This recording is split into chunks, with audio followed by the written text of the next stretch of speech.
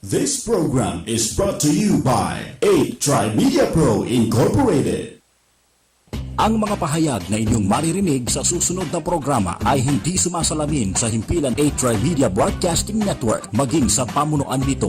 Bagkus, ang mga komentaryo at pagpuna ng mga host at panauhin ng programang ito ay galing sa kanilang sariling pananaw, opinyon, paniniwala at kaugalian at hindi idinikta ng 8 Tri-Media Broadcasting Network. Maraming salamat sa inyong patuloy na pagtangkilik.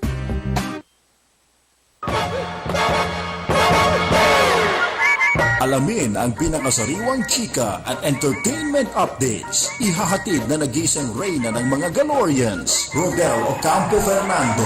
Mga gimmick at showbiz happenings na dapat ninyong malaman. Pakinggan sa Showbiz Galore. Kasama si Rodel Ocampo Fernando. Lunes hanggang Biyernes, alas 3 hanggang alas 4 ng hapon. Dito sa DZRJ 810. Hatid sa inyo ng 8 Tri-Media Broadcasting Network.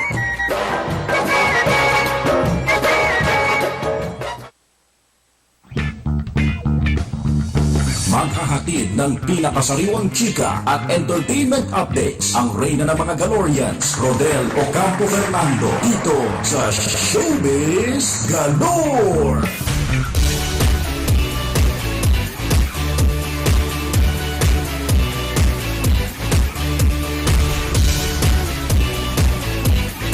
Good afternoon! Magandang hapon po sa inyong lahat.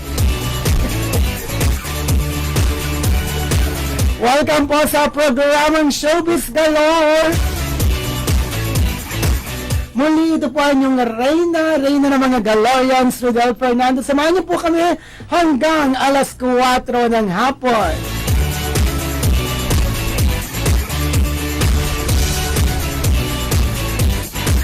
At ngayong hapon ito ay first time ko po makakasama sa Showbiz Galore.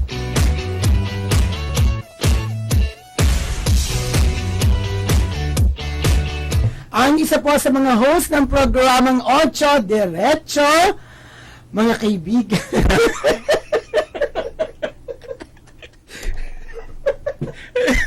Kasama po natin ngayon, Mr. Bernard Tan. Ayun, magandang hapon po sa inyong lahat. Ako napaindak sa iyong bed. Di ba? Naman! Nakakaano siya, nakakaindak. Nakakabuhay ng diwa at ano-ano pa. Ano-ano pa. Gusto ko yung ano-ano pa. Pero ayaw ni Gary binanggit. Ayaw niya. And today is Monday po at ngayong araw na ito. Oo. Meron sauna. Kuya Bernard ba? Yes, oo. Kuya Bernard. May sauna na gaganapin. Ang kauna-unahan sauna na ating Pangulong Duterte. Correct. Ayan. Oo. At maya-maya ay tatanggap tayo ng mga report. Siyempre sa ating mga RJ Patroller, kaugnay na ng nasabing sauna ng ating Pangulo. Ayan.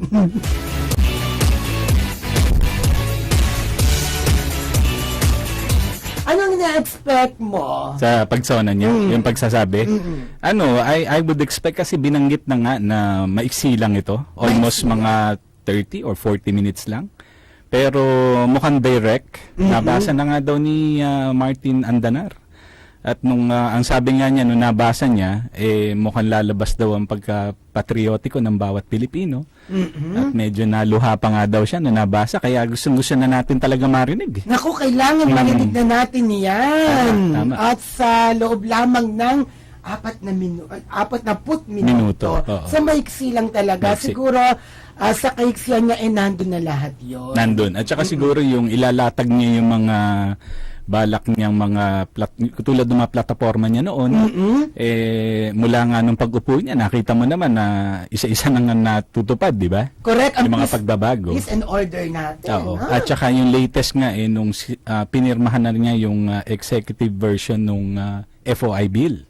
Wow. Ayun, kasi kumbaga sa executive po, yung mga proyekto ng administrasyon, administratively ay pwede na pong masilip ng kahit sino, wala na pong hindrance. Kaya lang may mga provision din po doon na tulad nga na sinasabi, kung ito merong security risk o kaya may conflict sa alam mo na sa ibang bagay na medyo makakaapekto sa ating bansa, yun ang medyo hindi mo na pwedeng ilabas. Uy, at saka nakakatuwa ngayon ha.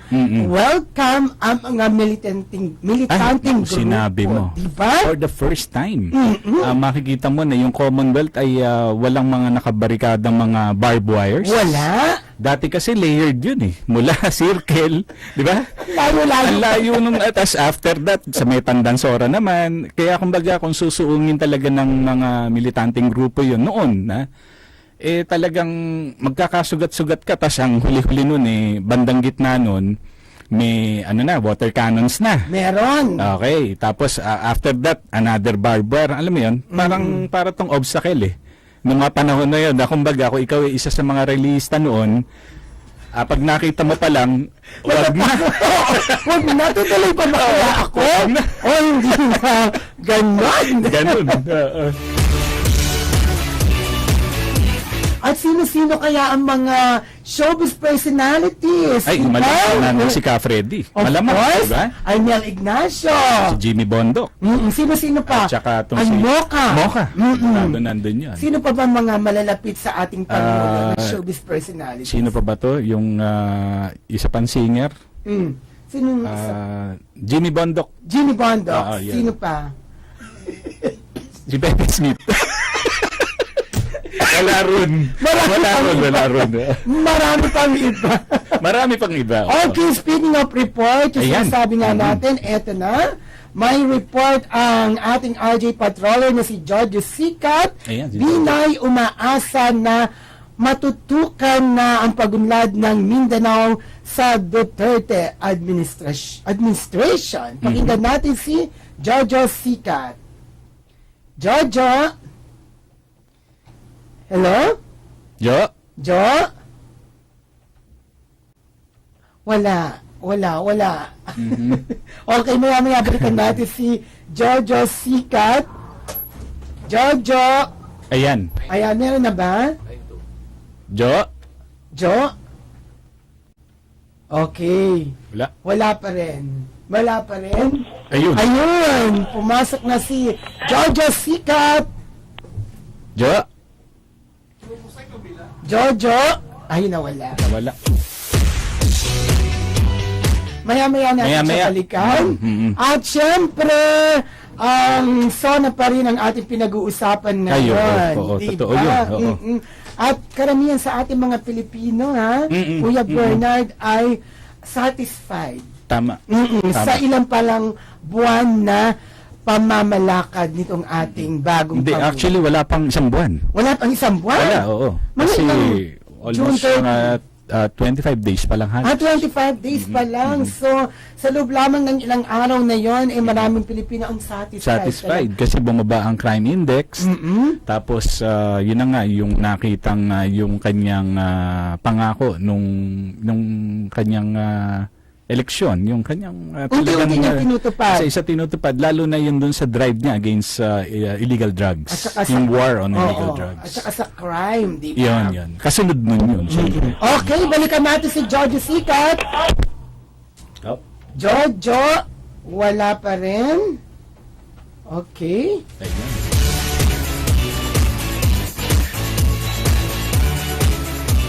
Si Felix Tambongco naman, situational report sa Commonwealth. Ayan. Felix Tambongco. Okay, magandang hapon. At dito sa mismong loob ng Kamara de Representantes, sa bahagi nitong North Sea na nakalatag niya itong red carpet. Kapatuloy yung pagdating ng iba't ibang mga bisita ng ibang mga mambabatas. At actually, ang advisory kasi dito ng security ay daw 230 kesa sa rabuhan yung pintuan. So, ginawa naman ito. So, yung ilang mga mahayag na nito na hold din sa labas sapagkat sinarabuhan ito isang pintuan. So, nananatin hindi kasi ang red carpet lamang.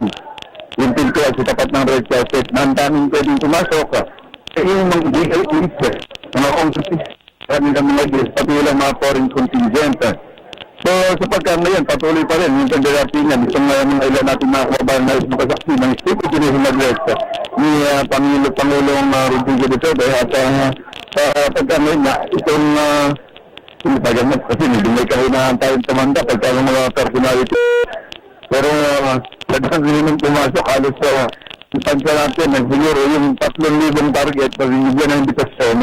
Kaya halos sa konti na lamang titira. Bagamat ang sinasabi, 1,750 lamang ang laman ng galeria, lower gallery hanggang sa upper gallery hanggang per level.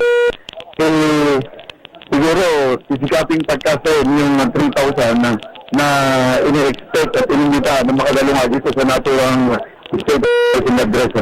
So itong bahagi ng North-Pinay, punong-puno ito sa magkabilang bahagi. Kasi yung galing kaliwa, kung nakalabas ka sa harapa, dito nakahilera itong mga istasyon ng television, binigyan sila ng kanilang mga pwesto, at naging sila hindi rin kung pwedeng lumampas sa kordon dun sa tagiliran itong road traffic. Doon sa galing ka, nandun din naman yung ilang mga kababayan natin na tingin ko, mga bisita rin ito ng ilang mga kongresista na hindi rin nagkaroon ng pagkakataon na makapasok sa plenaryo sapagkat medyo may kapunuan na nga. Pagkano yun, halos hindi nga magkamali dito sa bahaging sa Northfield, itong lobby ng Kamara de Representantes. Meanwhile, doon sa bahagi naman ng main door, papasok ng mismong plenaryo, busy pa rin at andun yung ilang mga kongresista na nag-aantabay din sa pagdating ng kanilang mga bisita. At sa nga pala, mamaya pagdating itong President Rodrigo Duterte, siya ay nakatakdang sa lubungin ni Congressman Ferdinand Castro.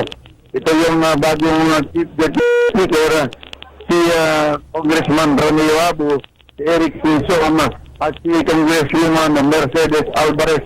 Ito yung 4 na Chief Justice Speaker na nakatalaga para sumalubong kay President Digong Duterte pagdating niya dito sa main door nitong Kamara de Representantes. Pagkatapos na, tutungo sila din sa lounge at pagsamantala mag-uusap hanggang bagong dakong alas 4:30, inaasahan na ang kanyang State of the Nation Address. Pero bago yun, alas 4, eksaktong alas 4 ng hapon.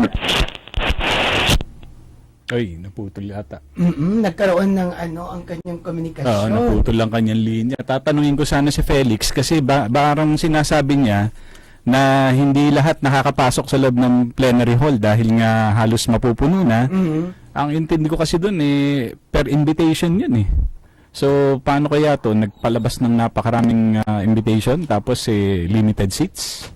No? Maaring Hindi kasi 'di ba yung mga ibang congressman nga sabi nga niya may mga kasama hindi na pinapasok. Dahil halos mapupuno na nga. Tapos tatanong sana natin kung dumating na ba din doon si Mayor Sara Duterte at saka yung mga karamihan ng mga konsehal na galing din ng Davao. Yes, iba pang mga personalidad sa politika. Dumating na ba? Diba? Okay, tanggapin natin ang pag-uulat naman ngayon ng ating masipag na RJ Patroller na si Jojo Sica. Jojo Sica.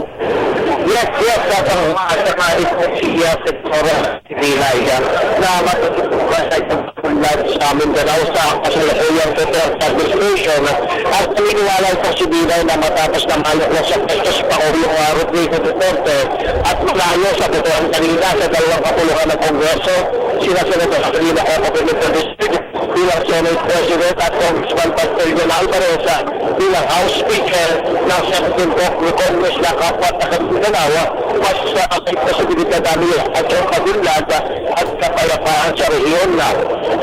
Sinabi nito si Dina na ngayon halos mga taga-Mindanao na apensyon ng gobyerno, tinitis ito na si tatlong opisyal ng pag-asa ng matagal na inaasam ng Mindanaoan na.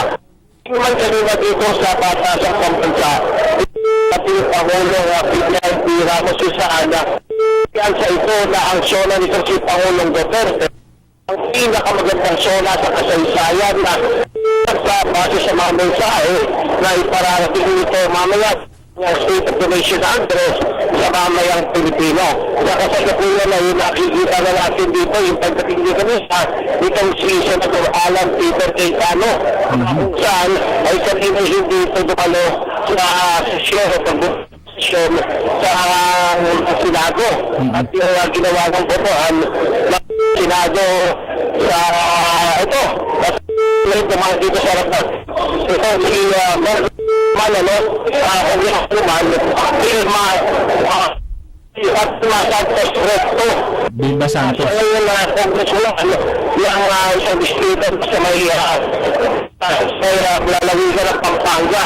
Maraming senador na, no, yung dumating na rin si Senator Soto dito sa nagbata sa harapan bansa.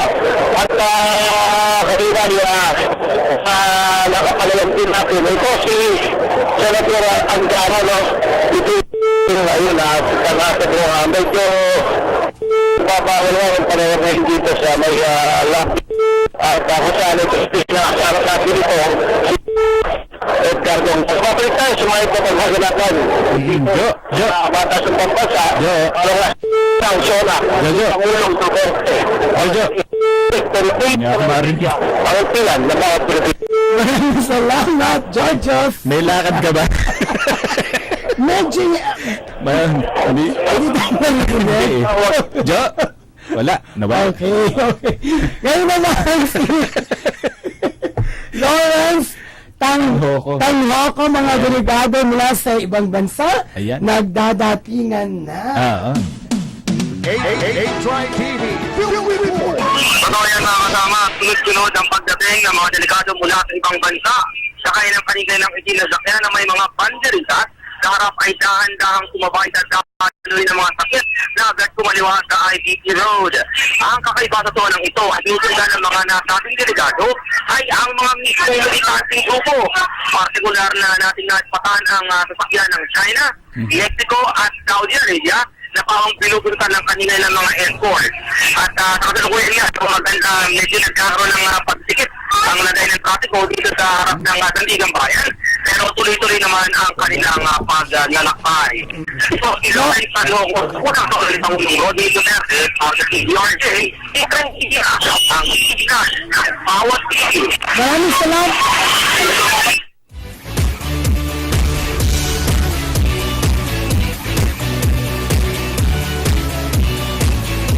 Ayan mga kaibigan at mga Galoreans. Marami na rin mga delegado mula sa ibang bansa ang nagdadatingan sa SONA ng ating Pangulong Duterte.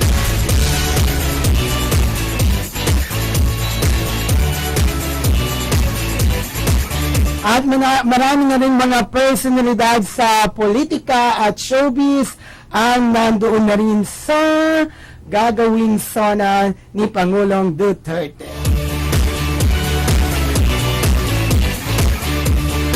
Samantala, nagbabalik pa po ang Showbiz Galore para po sa ilang paalala. This is 8 TV. This program is brought to you by 8 Media Pro Incorporated. Great things often come from humble beginnings. In 1995, Aquabest was established with the simple vision of an Aquabest store in every community. Driven by passion and commitment, and guided by its vision, Aquabest soared to be the leader in its industry. Through the years, many things has changed. New ideas flourished as Aquabest went ahead and forged new ground, reinventing the way we see and experience water through technology. From a single store, Aquabest can now be found everywhere in the country. And now, a new chapter is ready to be written. New communities and trends may come, but in the end, the vision remains the same.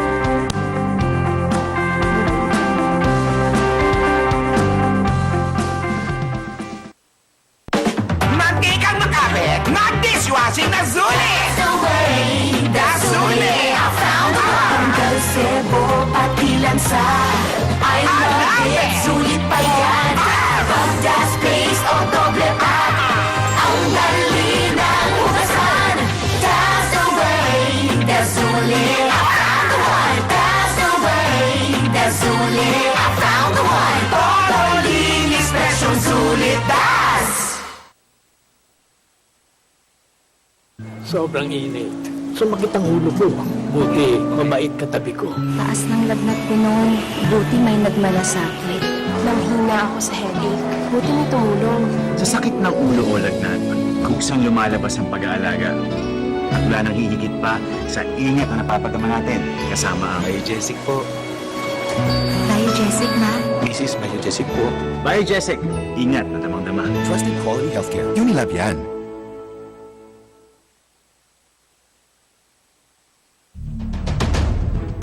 Ang paghahayag sa tunay na kalagayan ng bayan.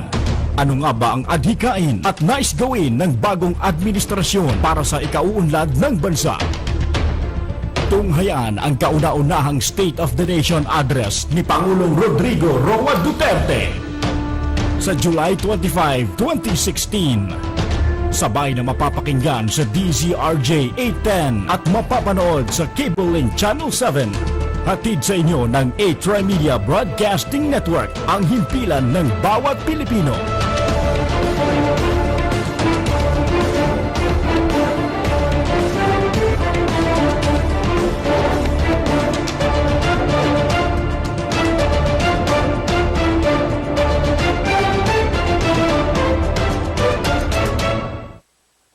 This program is brought to you by A-Tri-Media Pro Incorporated.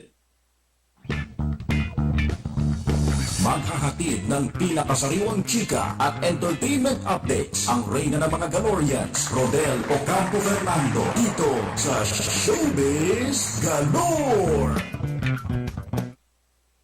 Dito sa Showbiz Galore.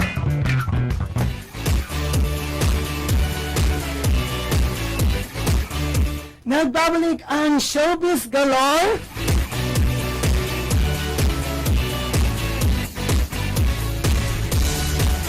At balikan natin si Felix Tambongco kanina dahil naputol ang kanyang linya. A-Tri-TV Report. Felix Tambongco. Oo, magandang hapon ulit. Medyo, yung mga kasama natin sa hanap buhay, magiging ibang mga guest dito, mga bisita, ay nagre-reklamo na rin kasi ang isang pangunahing dahilan, napuputol talaga yung signal ng linya ng mga cellphone. O kahit landline yung gamit mo na wireless, napuputol. Kaya napilitan tayong pumasok dito sa media room para makakuha ng landline na hindi napuputol. Kasi kanina, meron kayong tinatanong with regard dun sa mga naka-hold dun sa labas. So kapag ka ang coding ng kanyang ID, halimbawa kulay dilaw, doon ka lang sa lobby, hindi ka pwedeng pumasok doon sa main door. So hold your own. Pero may mga pagkakataon naman na pwede ka rin payagan sa loob, depende kung kilala ka ng mga PSG na ka-assign. At yung tinatanong nyo kanina kung anong mangyayari doon sa mga hindi nakapasok, sila ay meron ding upuang inilagay doon sa labas ng lobby. Ito yung mga monoblock na... Hello? Yes, Felix. Ayun. Ayun yung mga monoblock na inilagay para gawing upuan niya nitong ilang mga guests na hindi na makakapasok. At nilagyan din doon ng TV monitor para mapakinggan nila ng live yung kasabihin o yung ikatalumpati ni Presidente Digong mamayang hapon. Okay lang, dahil sabi nga, dahil napakalimitado ng loob ng plenary hall, mula doon sa ground level, o itong hanggang third level nitong gallery, hindi talaga kasi yung 3,000. Ang plenary naman, napakalimitado yun para sa senador at mga congressman. So yung mga malalapit na kaanak ng congressman, sa first gallery. At yung mga dating Pangulo, ayan, doon yung kanilang mga pestuhan. So yung 3,000, sinasabi na-expect na kasama dito, hindi talaga makakapasok. So yung bahagi ng South Wing, ay ganoon din, nilagyan din ito ng mga upuan para doon na rin yung ibang mga bisita na hindi makakapasok.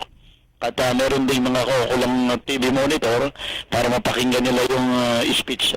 So hindi kasi talaga kayang i-catering gano'ng karaming volume ng mga kababayan natin na gusto makapakinig ng live dito sa kanyang State of the Nation address. Pero kami rin, sa panig ng mga mamamahayag, pagdating ng mag-uumpisa na yung State of the Nation Address. Pagdating ng alas 4, bago itawag yung pagkukonvene ng Lower and Upper House Joint Session, hindi na rin kami pwedeng lumabas dito sa media room. Bawal na rin kami magpakalat-kalat at pagdating yan, papapasukin kami lahat sa media center at isasarado na ng mga PSG yung pintuan. So makukulong din kami dito sa media room pagdating ng oras na nagtasagawa na ng State of the Nation Address si Pangulong Felix, dumating na daw ang ating Pangulo Lula ng helicopter. May update ka na ba tungkol dito? So posible, nandun siya sa gawing, kasi ang babaan ng helicopter dito, nandun sa may gawing likurang bahagi nitong kamera. So hindi namin matapanaw yung ganyan mula dito sa loob na bahagi sapagkat una nga, nakapakalimitado din, bagamat pula yung nakalagay sa ID ko, pero limitado lang. Limitado lang. Sa harap ng plenary at saka north at south wing lang. Kung lalabas ka, para tingnan yun, hindi ka na makakapasok ulit pabalik. Ayun. So, yun ang pinakamaigi na iniintay rin namin kung talagang papasok siya. So, dalawa lang yung pwede niyang daanan. Itong either north wing or itong main entrance. Pero ang alam namin sa main entrance sapagkat doon nakapwesto yung 4 na majority leader na siyang magbabantay kay Pangulong Duterte na siya namang sasama sa kanya. Ay, ito nakikita ko sa monitor na dumating ng ating Pangulo kung saan ngayon ay naglalakad na siya sa red carpet. Mendor yan. Yan yung mendor ng kamera. Oo. Kasi limitado na rin kami dumikit yan. May hagdan-hagdan kasi yan. Papunta riyan. Hindi na kami pwedeng bumaba doon. Yan, sinalubong na. Na lang kami. Hindi na namin pwedeng lapitan. So, pero mamaya, after ng State of the Nation Address, dyan kami magsasagawan mga ambush interview sa lugar na yan. Okay. Pansamantala, para pa rin sa primera zona, ito si Felix Tambong nagulat pa sa DCRJ 8 Media, ang impila ng bawat Pilipino. Maraming salamat, Felix Tambongko. Ayan, Kuya Bernard, dumating na ang ating Pangulo. Ayan, kasalukuyan siyang naglalakad ngayon sa red carpet. Ayan, papunta na sa... hindi ko masyado makita. Okay. Ayan. Papasok dun sa plenary hall, ano? Ayan, parang dadaan muna ata siya sa isang conference room, parang waiting area. Pagkatapos matapos siguro siyang makapagpahinga ng konti, ilang saglit lang. At siya idadali na doon sa plenary para sa kanyang State of the Nation. Naku, ako rin alam mo, yung sinabi ni Martin Andanay na nakakaiyak daw. Na-excite nga ako ngayon kung bakit nakakaiyak. Ayan,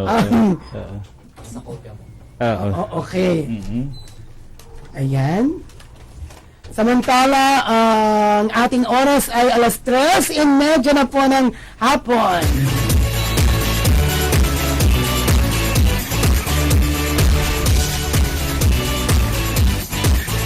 Kuya Bernard, medyo daw madrama kapag ibinigay na ng ating Pangulo ang sona niya dahil sa ginawa daw ni Direk Brillante Mendoza. Ayun pa. Sa mga kadramahan. Oo. Tsaka hindi, ang maganda rito kasamang Rodel, yung kanyang speech na gagawin mamaya o sasabihin, ay siya mismo ang gumawa.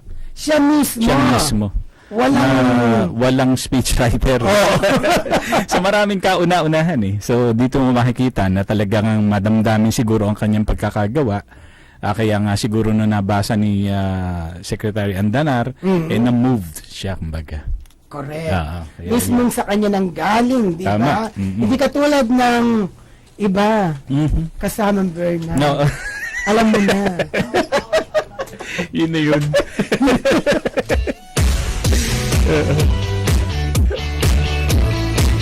Ano kaya ito? Kasi yung mga nakaraan natin, puro may mga pangako ng pangako. Oo, ang kagandahan dito, ganun pa rin kasi ang gagawin niya more or less, ilalatag niya yung mga current situation ng ating bansa. Tapos yan, kasama na dun yung mga dito sa ating panloob at utang panlabas at kung ano mga proyektong gagawin, halimbawa kagaya ng mga problema halimbawa sa traffic. Traffic? Oo, at saka itong sa ating paliparan, alam mo naman yan. yung mga pressing problems. Tapos yung mga tinatawag din natin ng mga nimbawa sa DSWD, yung 4Ps, yung mga tulong sa mga mahihirap. Yun na nga. Yan, Oo, isang kasi bagay yan. napaka-importante niyan yung mga kababayan nating mahihirap. Tama. At yung plano niya halimbawa sa edukasyon. Yan, isang bagay yan. So, yan ang mga more or less na kanyang sasabihin at babalangkasin mamaya. At lalo-lalo na sigurado ko yung unang agenda niya is yung war on drugs. Yun pa rin. Yung mga napaka-importante. Yun, diba? yun ang ano. Anyway, di ba, itong program to sa Showbiz, meron kaya ang balak? Definitely meron, pero paano kaya ang balak ng ating Pangulo sa entertainment Sa industriya. natin? Lalo na sa pelikulang Pilipino, di ba? Palagay ko naman maganda ang kanyang kwan doon dahil kung matatandaan mo, very stern supporter din siya ng mga pelikulang Pilipino eh. Kasi Kuya Diba? Bernard, kung naalala mo, parang kulang ang suporta ng ating gobyerno, lalo na sa pelikulang Pilipino. Sa TV, okay lang di ba? Pero sa pelikulang Pilipino talaga. Sana naman, isa rin ito sa bigyang pansin ng ating Pangulo. Sana nga. Tsaka dito mo makikita, napakagagaling ng ating mga performers, mga artista, mga singers. Kumbaga sayang naman kung, di ba, mapapansin mo sa ibang bansa, kagaya nung nanalo si Jacqueline Jose. Di ba? Nanalo sa karangalan sa ibang bansa. At, pero, parang wala na. parang wala lang. Parang kung nakikita talaga na wala talagang walang support. Walang support. Oo, totoo yan. Alam mo ba dati, nung panahon na click pa ang pelikulang Pilipino, ang masabi nating golden years, nakakagawa tayo ng 500 films. In a year? Yes. Oh, grabe. Ngayon, masaya na tayo kung 50. Ang layo na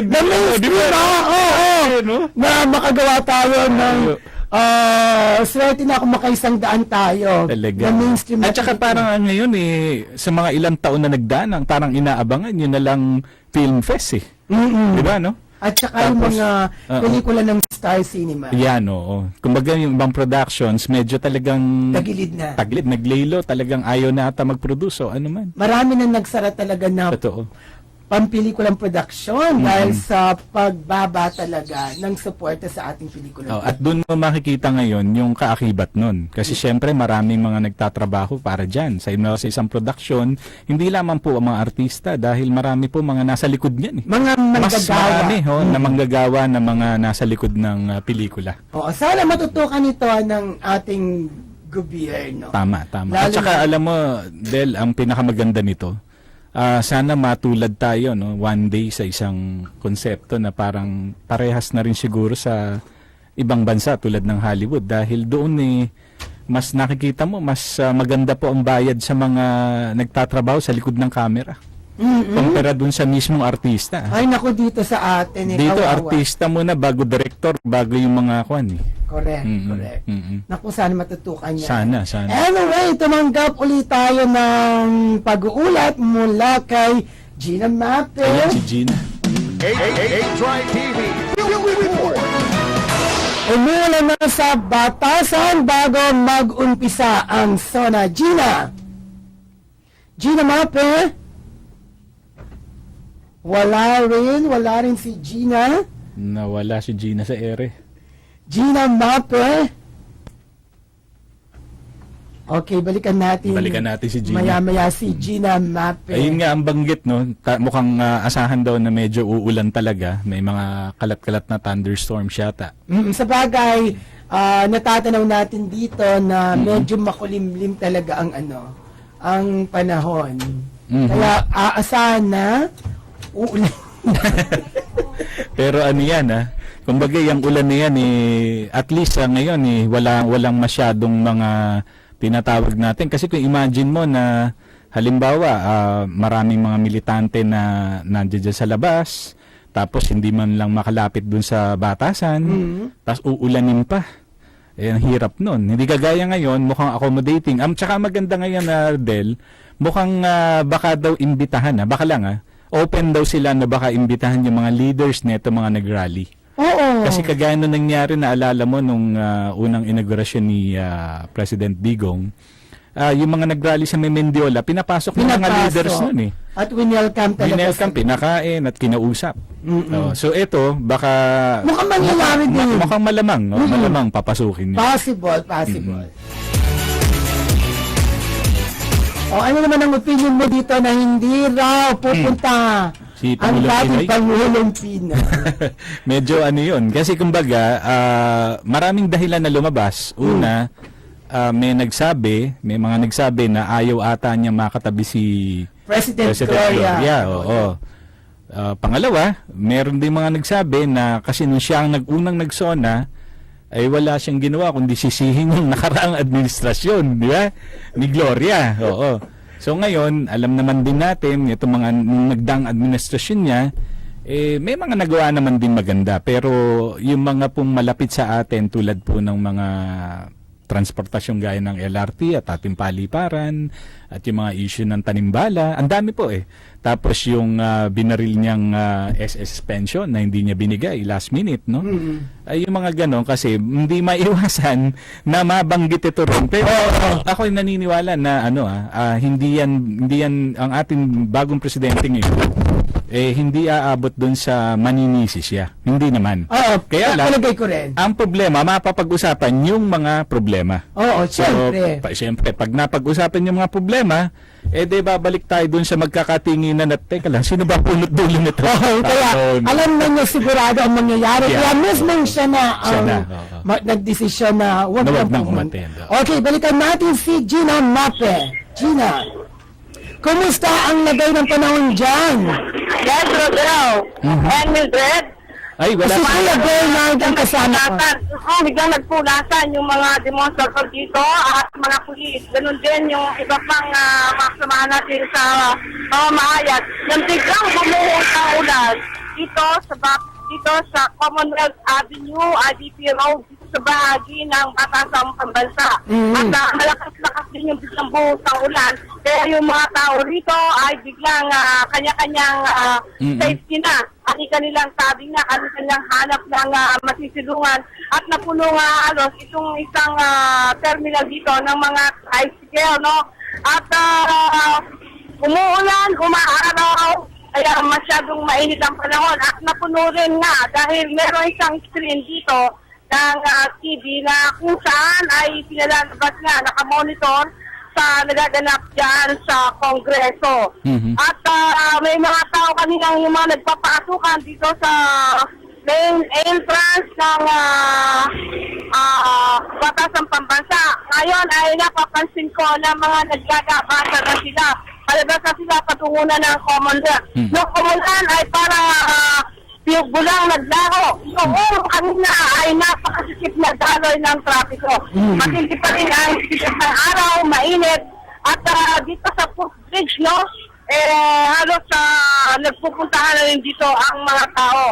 At yung mga tricycle rider dito, aware din sila na si Pangulong Duterte na State of the Nation address ngayon ni Pangulong Duterte. Kaya sila ay nanonood rin dito sa malaking screen sa loob ng kanilang terminal. Gina Mape, sa unang zona ni Pangulong Duterte. Ng PZRJ 8 Media ang himpila ng bawat Pilipino. Maraming salamat. May lakad din. Ikaw ayaw rin niyo mabasa. Nagmamadali sila, no? Ayun, no?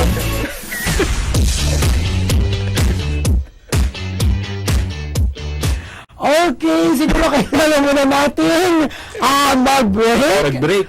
Bago natin balikan ang ating coverage sa Sona 2016.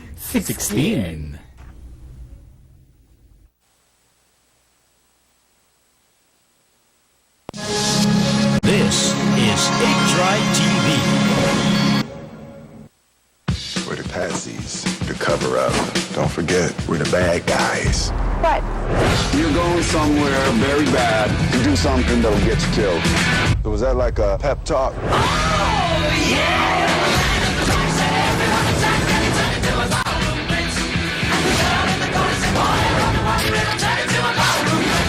That was a great shot, man. Hey, I don't do hugs. I'm not a hugger. Not a hugger. Suicide Squad.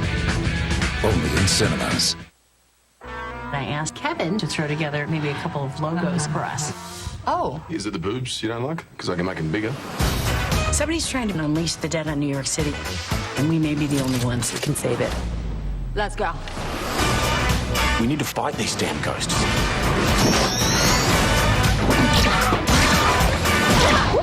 That is a deadly high five. Don't piss off the ghost. Really?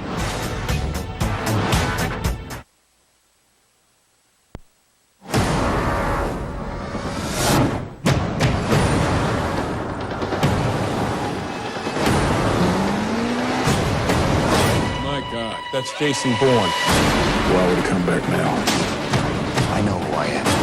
I remember everything. Remembering everything doesn't mean you know everything. Tell me. The world is at war. We need the perfect weapon. This program is brought to you by 8 Tri-Media Pro Incorporated.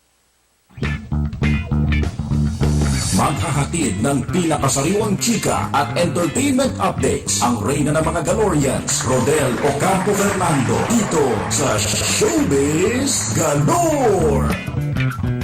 Nung araw, kung may alagang hayop, samahan din ito ng kanilang gamit at pagkain. Tandaan, paghandaan ang sariling kaligtasan. Isang paalala mula sa 8 Tri-Media Broadcasting Network. This program is brought to you by 8 Tri-Media Pro Incorporated.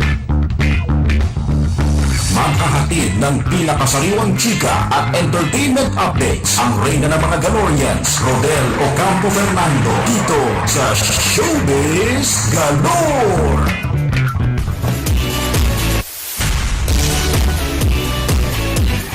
We're back, Kuya Bernard! At gusto ko lang batiin yung mga nasa Fernandez Food House. Nakikita sila ngayon. Kamusta po kayo dyan? Yung mother ko, Guadalupe Fernando, sina May, sino pa ba nandun? Si Camille at saka si Raymond. Ayan, nakikinig sila ngayon. Kamusta po? At syempre yung mga kumakain dyan. Syempre, masarap dyan. Oo, di ba? Simplified. Yes. Yung minong isi-serve sa mga VIP. Ay naman, 200,000 lang daw. Oo, kumpara sa mga dati. Pinakapayak daw to ngayon eh. Pinakakonti talaga, tsaka napakasimple.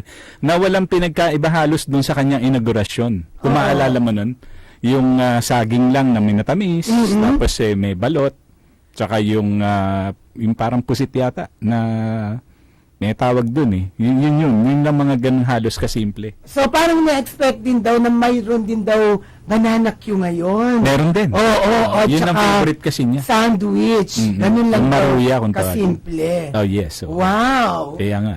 Isipin mo, no? Nakakabilib. Tapos yung pa isa, yung inaabangan nga natin na yung red carpet na sinasabi, na nagbilin na yung dress code nila na dapat business attire. Business attire. Hindi ito fashion show. Yun ang sinasabi. Oo, kasi dati ginagawa nilang parang Oscars. Oo, fashion show, pagandahan ng gown. Talaga. So ngayon, Juan, ang balita ko dati, meron pa raw yan, yung mga 2 o 3 gown kung ipagawa, dahil baka mamaya pagdating doon, ay, pareho kami.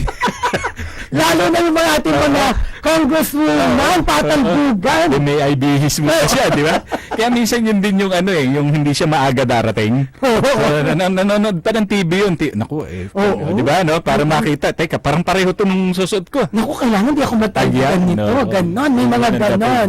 So ngayon, simple na rin. Simple. Pati siguro yung mga extravagant na mga jewelries.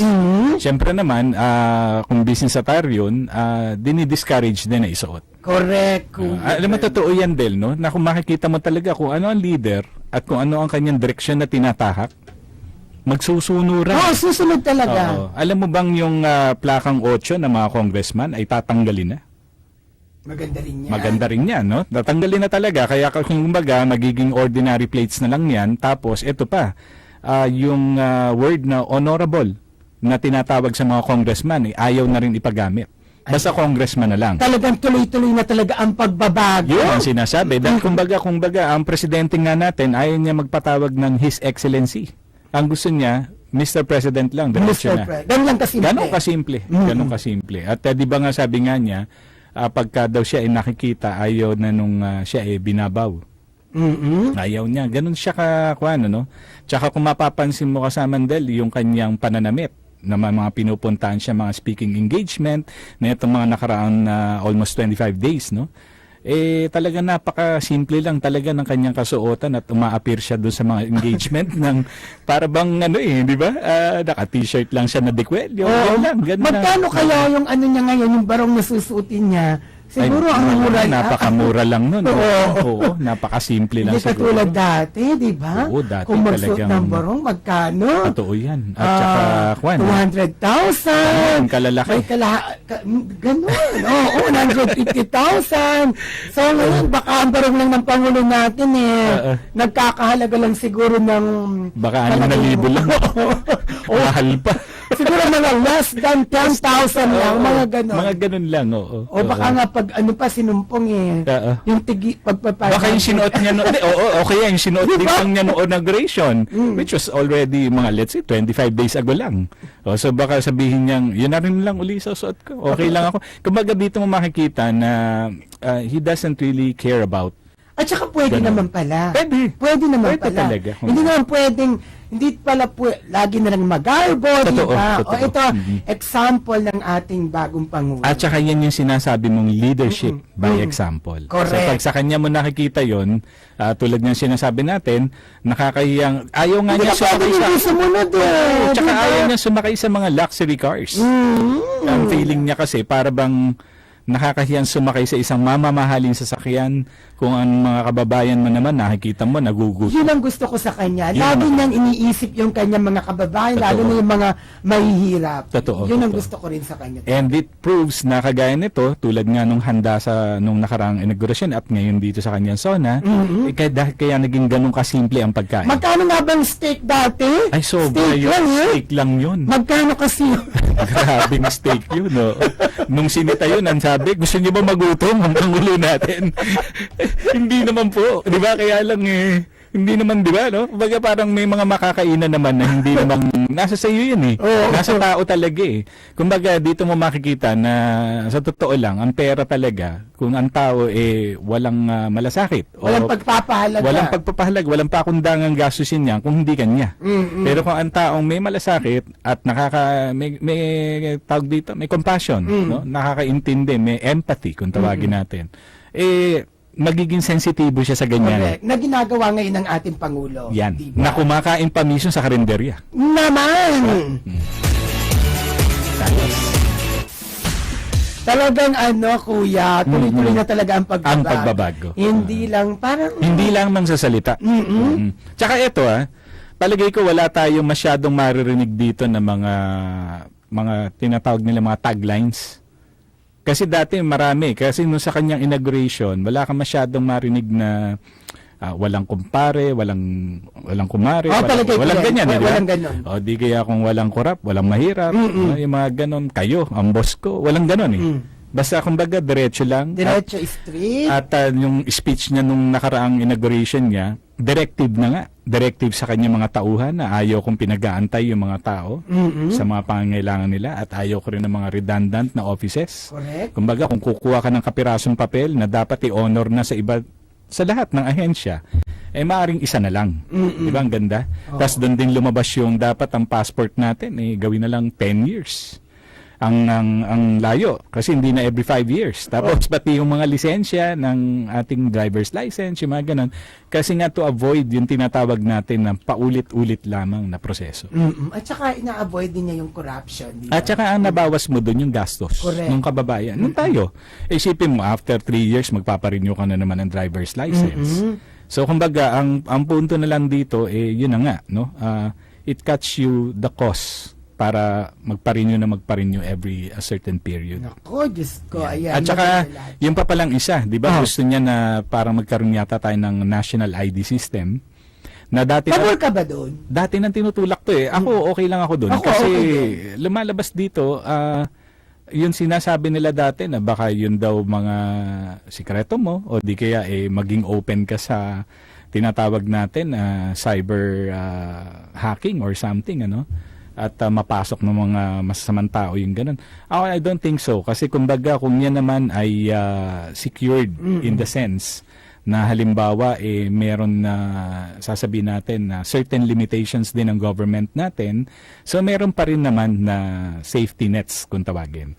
Ang mga matatakot lang talaga dyan kung ikaw let's say may record, gumagawa ng kalokohan, ay naku, napakadali mo makita ngayon. Pero sa atin naman, why not? Wala. Diba? That's fine. Correct. Mas okay yun.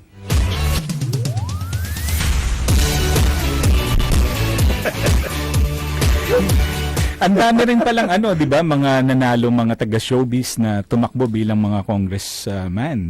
And I'm sure inaabangan ng kanilang mga pagdating dyan. Kanina nga may report na sa atin ni Judge Sikat na dumating na si Congresswoman Vilma Santos Recto. Sino pa ba? Sila, ano tawag dito? Sila Yul Servo ata. Lucy Torres Gomez. Ayan, sino pa ba? Si Lani hindi na, di ba? Hindi na, mayor na siya. Sino pa ba yung mga Congress Sista magaling ng showbiz, no? Sino pa ba yon? Meron pa ba? Parang mas ikaw may authority ron Yun na nga, sina Ate B, Alfred Vargas. Isa yan. Si Alfred Vargas na kumbaga na sinabihan nga na siya pala yung nasa picture na nasa video no, kasama ni Senator De Lima nung isang party na napagkamalan ata siya na isang na parang pinaka-drug lord na si Colanco. Hindi pala siya yun. Di ba? Sabi niya nasa isang party yun na naimbita rin siya at siya daw pala yung naka-shades. Ayun. Hindi pala si Congressman Alfred Vargas yun. Naku, nakikita ko na talaga ang tagumpay ng SONA ng ating Pangulo. Totoo. At saka sana ang dalangin lang naman natin na yung bang pagka nagsalita ang Pangulo na kung kailangan ng kooperasyon ng sambayanan, sana naman, no? Lahat naman tayo sa likod niya. At saka eto wala tayong naririnig na hindi kagaya ng mga dati, di ba? Wala ka naman mapapala dyan.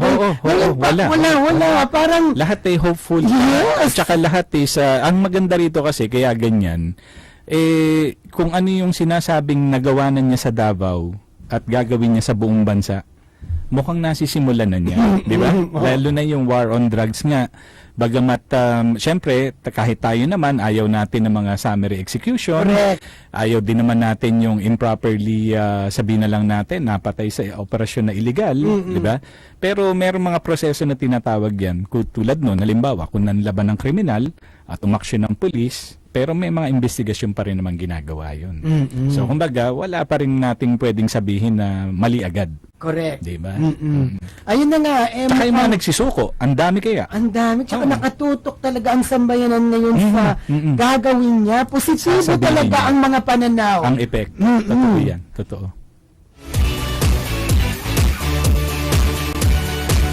Magbabasa ba tayo ng mga text? Pwede rin siguro. O baka, tignan natin ang mga text. Baka sa showbiz ito. Pang showbiz. Okay, yan. Good PM, Ma'am Rodel. Namiss ko si Mildred. Dami ka ba bang sa showbiz news today? Meron ba? Meron. Pasukan natin. Diba? Pasukan ba natin? Showbiz galore to Pwede gawin na natin showbiz diretso to. Wala na rin naman tayong oras. Ayan, Okay. Sabi ni Yolanda ng Alabang. Ayan, si Ate Yolanda. Hello mga Galoreans, malamutya ng Pilipinas ang kagandahan, Queen Rodel at nakakaligang kapugiang kakamping Sir Bernard. Para sa akin, hindi importante yung mga pa-star na personalidad ang mahalaga ay ang sasabihin at gagawin at plano pa ng ating Pangulong Duterte sa ating bansa sa mga susunod na araw, buwan at taon para sa mamayang maralitang Pilipino na nagsusing mikap sa buhay. Sabi ni Marvin Capili. Naku, salamat Marvin. Ikaw na magbasa sa susunod. Ito naman, galing kay 1170, parang ng rockstar si President Digong ngayon. Parang nagkaroon tayo ng pag-asa, sana tuparin niya ang pangako maliban kay Pacquiao. may mga giant TV screen sa mga public halls. Ayan. Ayun. Palagay ko naman, tuto pa rin niya. Yung Palagay mga, ko. Diba? Tuto pa rin. Itong isang pinaka very bold na ginawa niya. Yung pinangalanan lang niya yung 5 generals na sangkot sa drugs. First time yun. Wala pang nakakagawang gano'n. Wala siyang takot. Walang takot talaga. At saka hindi ito yung sinasabi na actually, nung kami nga sa 8 Diretso nun, marami na nagte-text sa amin na nung hindi pa pinapangalanan. Tinatanong na, akala ba ipapangalanan? Ba't hindi pa? Pero ginawa niya, pinangalanan talaga. At dun mismo, dun sa isang seremonya na involved ang mga pulis. At dun niya mismo binanggit yun. Talbog. Ayan. At napaka-epektibo rin yung ginagawa niya na alam mo, sa aming lugar na yon, wala na akong nakikitang umiinom talaga sa palabas. Bawal na. Talaga. Wala na talaga. Kung dati-rati, dun sa malapit sa lugar namin, dun sa Caloocan, pagdating ko, di ba, may mga nakikita akong mga tambay, nagiinuman, nadadaanan ko, ha. Minsan natanong mo, parang hindi sila tutulog, no? Buti sa may aming ganun. Minsan naabot ng ng alas 3, alas 4, walang pakialam. Ngayon, pagtungtong pa lang ng alas 10, tahimik na. Ay, wala na, tahimik na. Tsaka may mga karaoke rin sa inyo nun? Oo. Maalingaw nag-iwan. Sa amin din meron. Pero wala na. Ngayon wala na. Wala na talaga. Alas 10 lang, wala na talaga. At saka makikita mo mga moronda talaga ngayon ng mga barangay tanod. At saka yung mga XO nila, talagang makikita mo ngayon, talagang uniformado sila. Alam mo talaga, Kuya Bernard, no? Kapag ang nagdisiplina ang leader mo talaga, di ba? Susunod at susunod ka talaga. At saka ngayon, mabigat para sa kanila to dahil sila ang unang sisitahin, ang barangay. Tapos pangalawa dyan yung mayor, yung local executive. Kasi yung kinasasakupan nun, answerable ka sa mayor. Yes. Kaya nga, ang kanyang style of leadership, talagang hands-on kung tawagin. Dahil, re-report ka directly to the president. Okay, nakikita natin sa monitor ngayon. Papunta na siya. Kuya Bernard, yes, papunta na. Papunta na. Siya po ay naka-long sleeves na... hindi nakabarong. Nakatupi, na barong, oo. Naka-folded sa kanyang magkabilang braso. Ayan na. Naka-black pants. No? Ayan. Kung saan mga At kumakaway din dun sa mga, siguro mga reporters. Ito, nakapantulon kaya siya o hindi naman? Yes, siguro naka-slacks to, na black. Hindi, amang pala, sorry ha. Siyempre, nakapantalon. Hindi nakapantalon. Kasi diba, siya lang ang presidente na... Nakamaong. Oo, nakabarong. Ayan, paakyat na siya. Yes, oo. At yan, siya pinapalakpakan na ng mga congressman na nandun sa loob ng session hall. At maya-maya, ilang saglit na lang po ay maririnig na po natin ang ating Pangulo para sa kanyang State of the Nation address. Ayan. Okay, medyo malayo lang ng konti ang monitor natin. Pero okay lang. Natatanong na, ayan, kinakamayan siya ng mga ibang mga congressmen o senators. Ang mga VIP. Malapit na po siya dun sa mismong podium. Ayan. Okay. Full video na tayo. Alright. Okay. Okay, ang tabayanan sa A-Try TV kasamang Bernard. Ito na. Tayo ay mag-switch na papunta sa live feed ng ating A-Try TV. Mapapanood nyo na po sa cable ng Channel 7 ang buong kaganapan sa State of the Nation address ng ating Pangulong Duterte. Ayan. Samantala, magpapaalam na ako kay Kuya Bernard. Ayan, oo nga. At makakasama mo na. Mamaya, kami po ay antabayanin nyo ng ilang sandali lamang sa 8 Diretso ni Supremo Joy Falcon.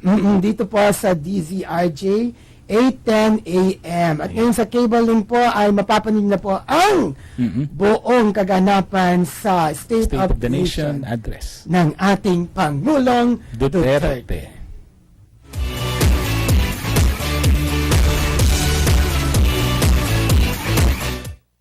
Ang tagulan ng susunod na programa ang 8 Diretso. Ayan.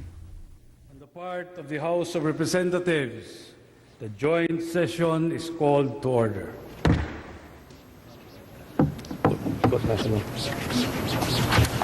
Please rise for the singing of the Philippine National Anthem to be led by Ms. Bayang Barrios.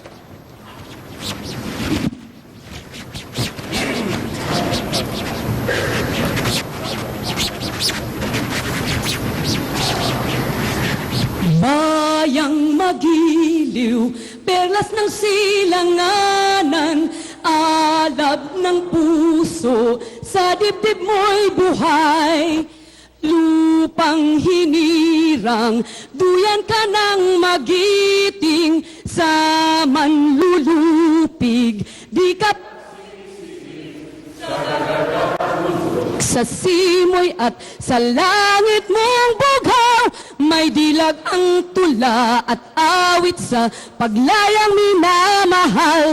Ang kislap ng watawat, tagumpay na nagniningning, ang bituin at araw niya kailan pa may di magdidilim. Lupa ng araw ng luwal, hatid pagsinta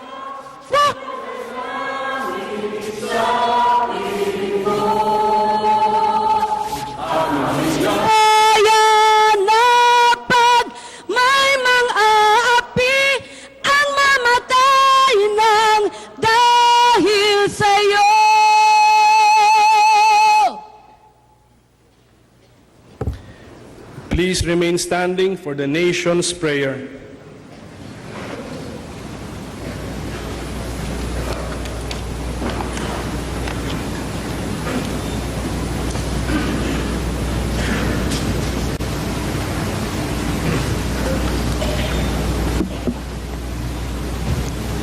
Panalangin ng sambayanang Pilipino. Mapagmahal at makapangyarihang Ama, Ikaw ang pinagmumulan ng lakas, liwanag at karunungan. Ikaw ang dakilang amang karapat-dapat sa lahat ng aming parangal, papuri at paglingap. Hiniling namin na bigyan ninyo kami ng habag at pangunawa sa aming mga pagkukulang at pagpapabaya, dahil batid namin na hindi kami karapat-dapat sa iyong pagmamahal. Panginoon, lubos kaming nagpapasalamat sa lahat ng biyaya na ibinigay ninyo sa amin at sa lakas na ipinagkakaloob ninyo upang malampasan namin ang lahat ng mga pagsubok. Naway ang bawat pagpapala na ibinibigay ninyo sa amin ay gamitin para sa kabutihan namin at ng aming kapwa, at higit sa lahat, para sa inyong kapurihan. Ama naming may kapal, pakinggan ninyo nawa ang aming kahilingan.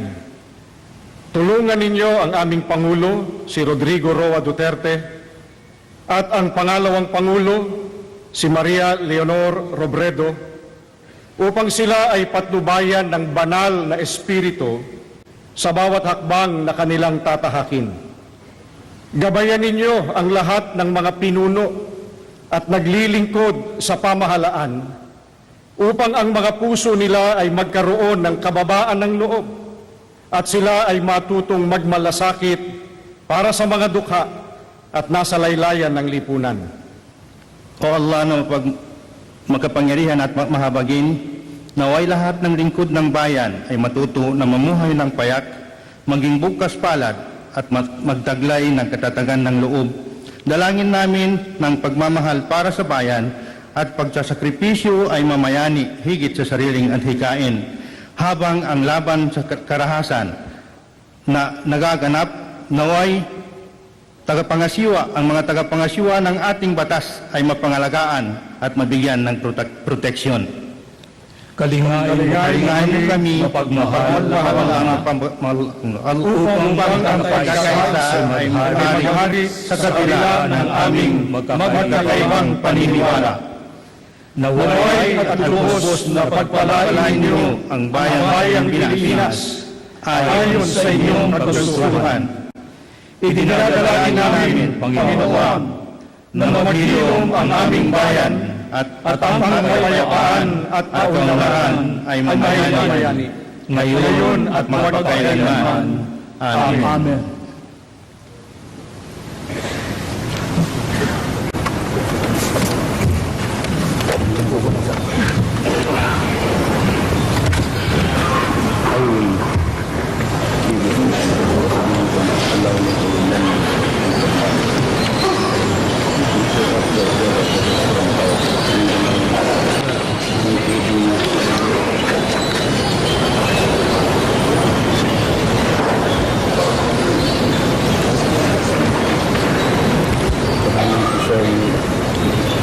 Ladies and gentlemen, honorable members of Congress of the Philippines, the President of the Republic of the Philippines, President Rodrigo Roa Duterte.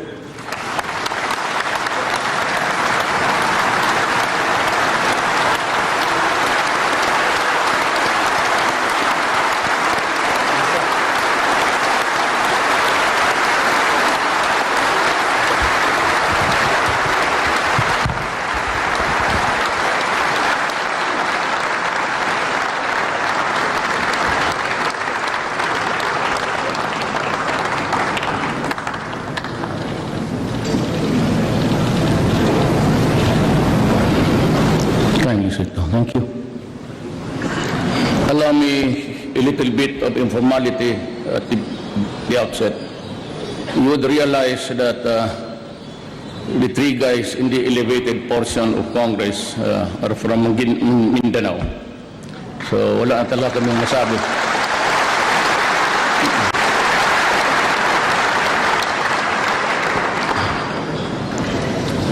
Senate President Aquilino Pimentel III, members of the Senate, Speaker Pantaleon Alvarez, and the members of the House of Representatives, Vice President Maria Leonor Robredo,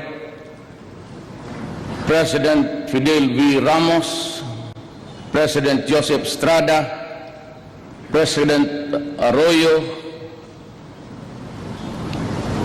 Chief Justice Maria Lourdes Serrano, and the justices, or Sereno rather, I'm sorry, justices of the Supreme Court, His Excellency, Papal Nuncio, and members of the Diplomatic Corps.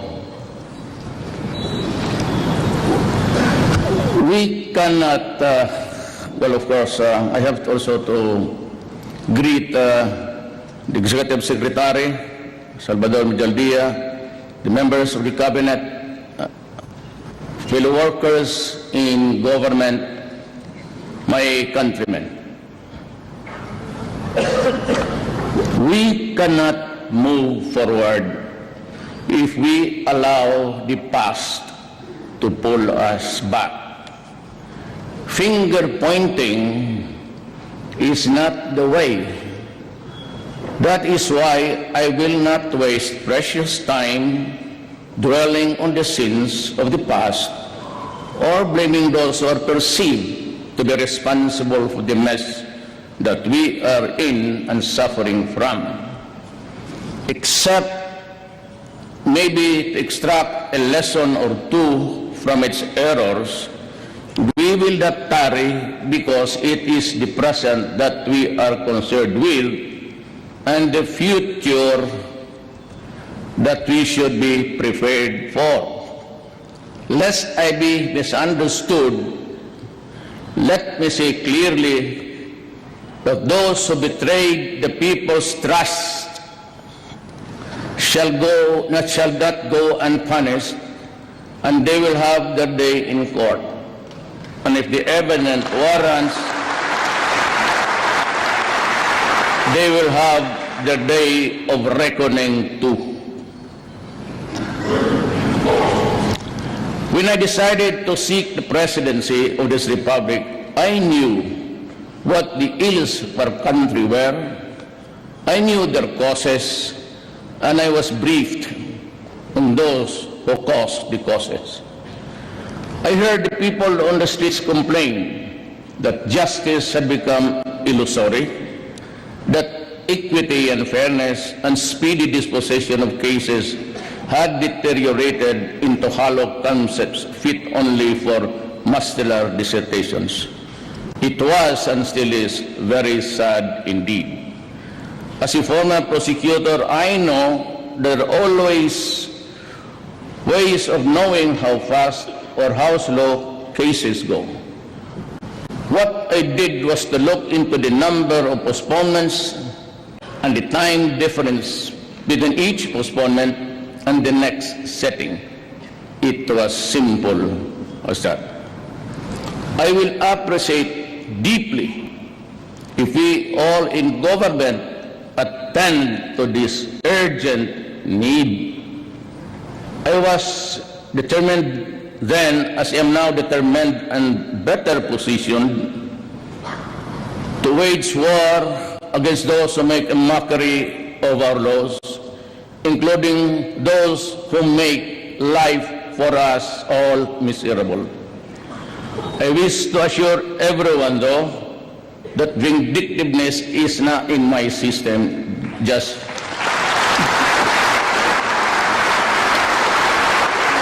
like you and I, all equal treatment and equal protection are what I ask for our people.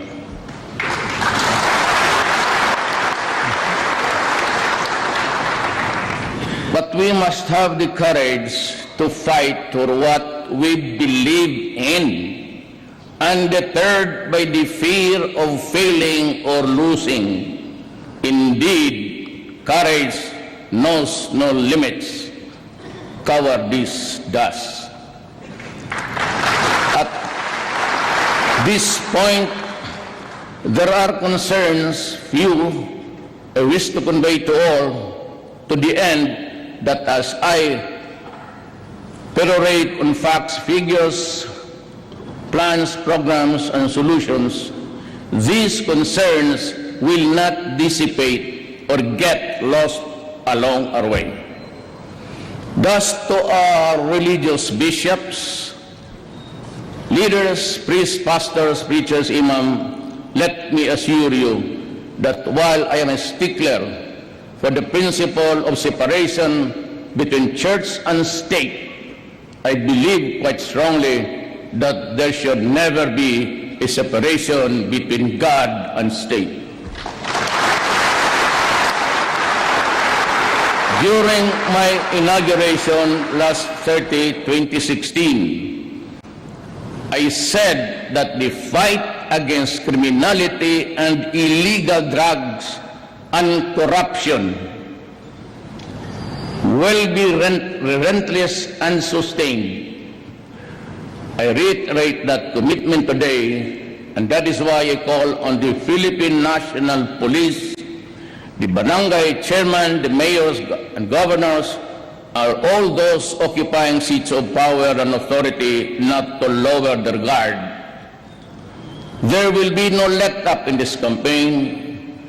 Double your efforts, triple them if need be. We will not stop until the last drug lord, the last financier, and the last pusher have surrendered or put behind bars.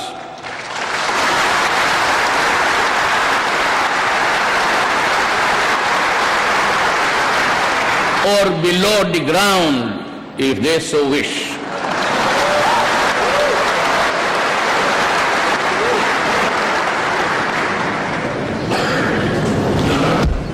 To our police officers and other officials, do your job, and you will have the unwavering support of the Office of the President.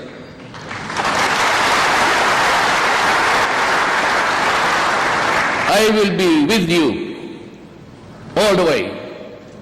Abuse your authority, and there will be a hell to pay.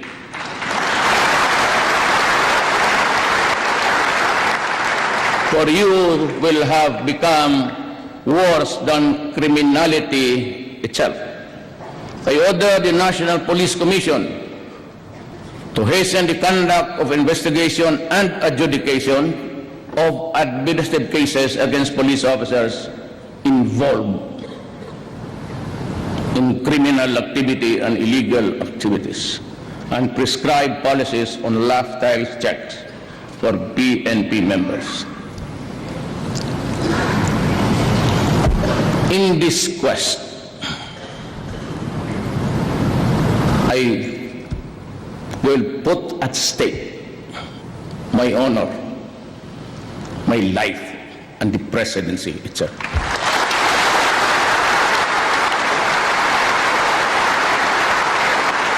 The DLG is also directed to strictly monitor how LGUs perform their supervision functions over the police, and those found that performing will be sanctioned, including the loss of police deputation from the NAPOLCOM.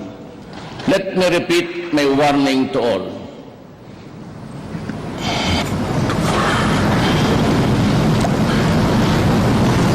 I repeat to all. Do not do drugs.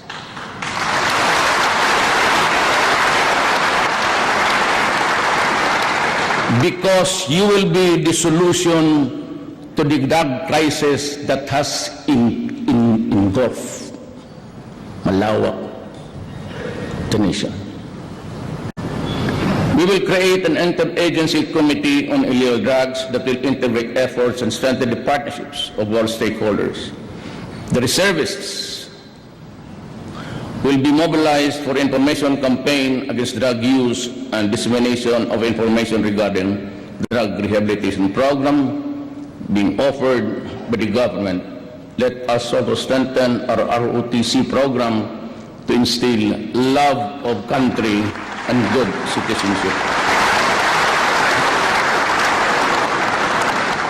We will also prioritize the rehabilitation of drug users.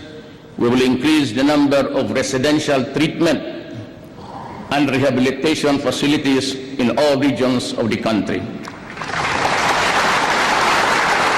The armed forces of the Philippines will facilitate the preparation for the use of military camps and facilities for drug rehabilitation. There can never be real, tangible, and felt development without making our people feel secure. And it is our duty to uplift the people's welfare.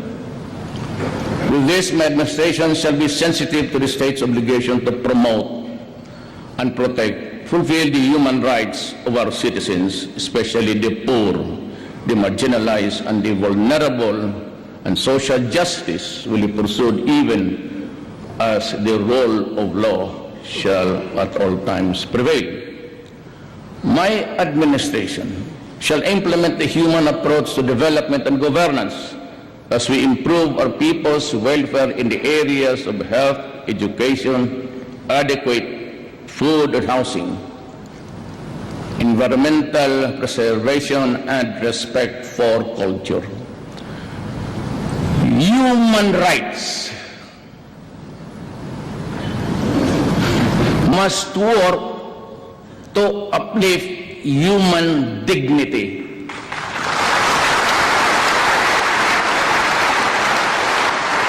But human rights cannot be used as a shield or an excuse to destroy the country. Your country, I am my country.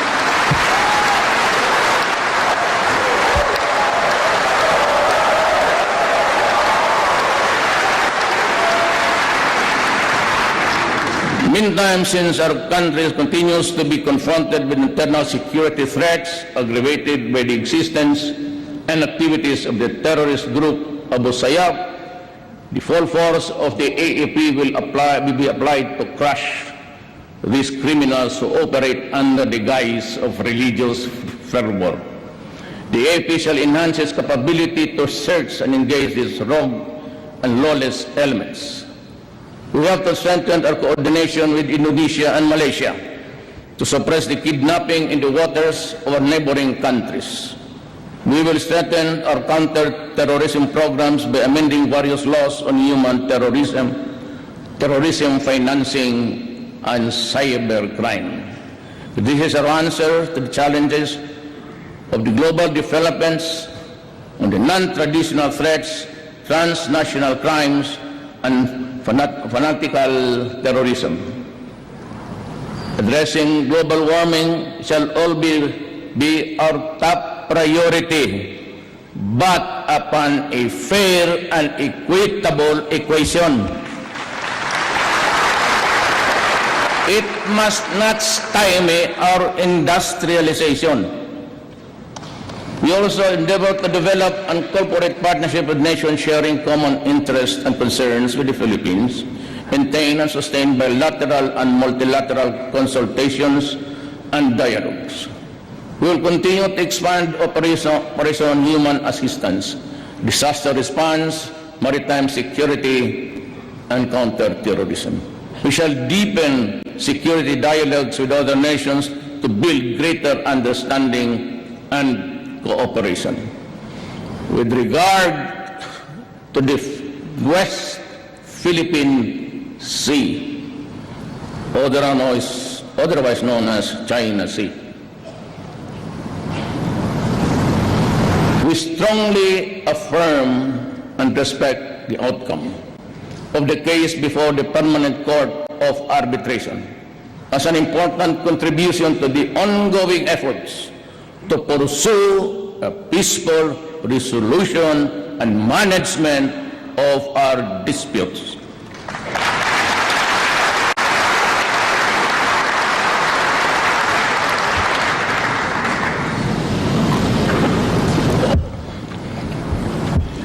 The aspect of our peace processes relating to our engagement with the international community.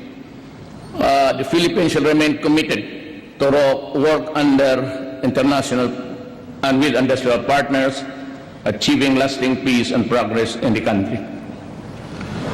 We will vigorously address the grievances that have been time and again expressed not only by the Bangsamoro indigenous peoples and other groups for security, development, fair access to decision-making, and acceptance of identities. Enduring peace can only be attained only if we meet these fundamental needs of every man, woman, and child.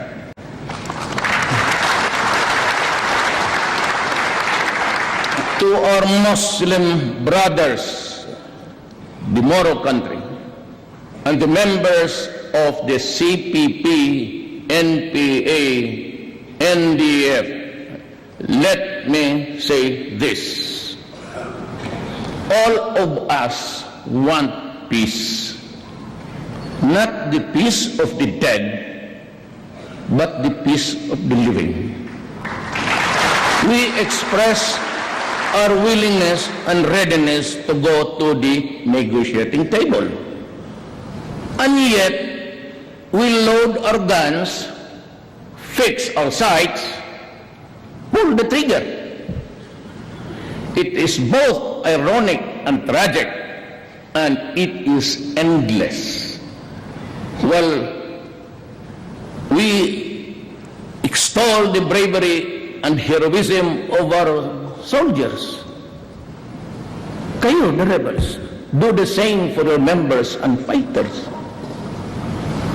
What I see instead are the widows and the orphans, and I feel their pain and grief, and no amount of cash assistance or the number of medals can compensate the loss of a human life.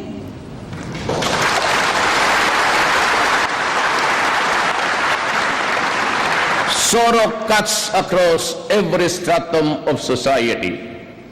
It cuts deeply, and the pain lasts forever. That is why I reach out to you, to all of you today, to our Muslim brothers. Let us end the centuries of mistrust and warfare. To the CPP, NP, NDF, let us end these decades of ambuscades and skirmishes. We are going nowhere, and it is getting bloodier by the day. To immediately stop violence on the ground, restore peace in the communities, and provide enabling environment conducive to the resumption of the peace talks, I am now announcing a unilateral ceasefire with the CPP, NPA, NDF, effected immediately, and call on our Filipinos in the National Democratic Front and its forces to respond accordingly. Let me make this appeal to you. If we cannot as yet love one another, then in God's name, let us not hate each other too much. So it was said,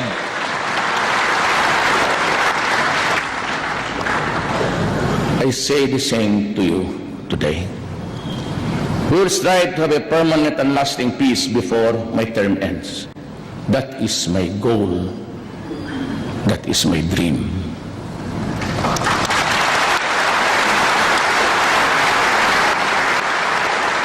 On the macroeconomic management, my administration will continue and maintain current macroeconomic policies and even do better. We will achieve this through prudent fiscal and monetary policies that can help translate high growth into more and better job creation and poverty reduction. By the end of my term, I hope and pray to hand over an economy that is much stronger, characterized by solid growth, low and stable inflation, dollar reserves, and robust fiscal position. On taxation, my administration will pursue tax reforms towards a simpler and more equitable and more efficient tax system that can foster investment and job creation. We will lower personal and corporate income tax rates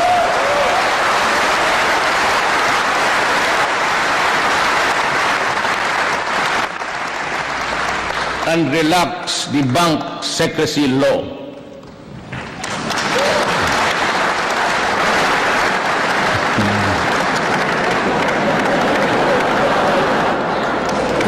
Na presidente ako eh. Ayaw ko sana makialam dito sa mga to. Wala mo na. Well, anyway, may I continue? At the household level, there must be sufficient income for all Filipinos to meet the basic food and non-food needs for their families. We shall continue to attract investments that will generate thousands of jobs each year, jobs that are suitable for the poor and less skilled members of the workforce. Reforms to ensure competitiveness and promote ease of doing business will be mandatory. Reacting to these needs, the restrictions on the economy will be needed to make more investments to come and to develop labor-intensive industries such as manufacturing, agriculture, and tourism shall be pursued. We must also invest in human capital and ensure equal access to economic opportunities. The implementation of the Responsible Parenthood and Reproductive Health Law must be put into full force and effect.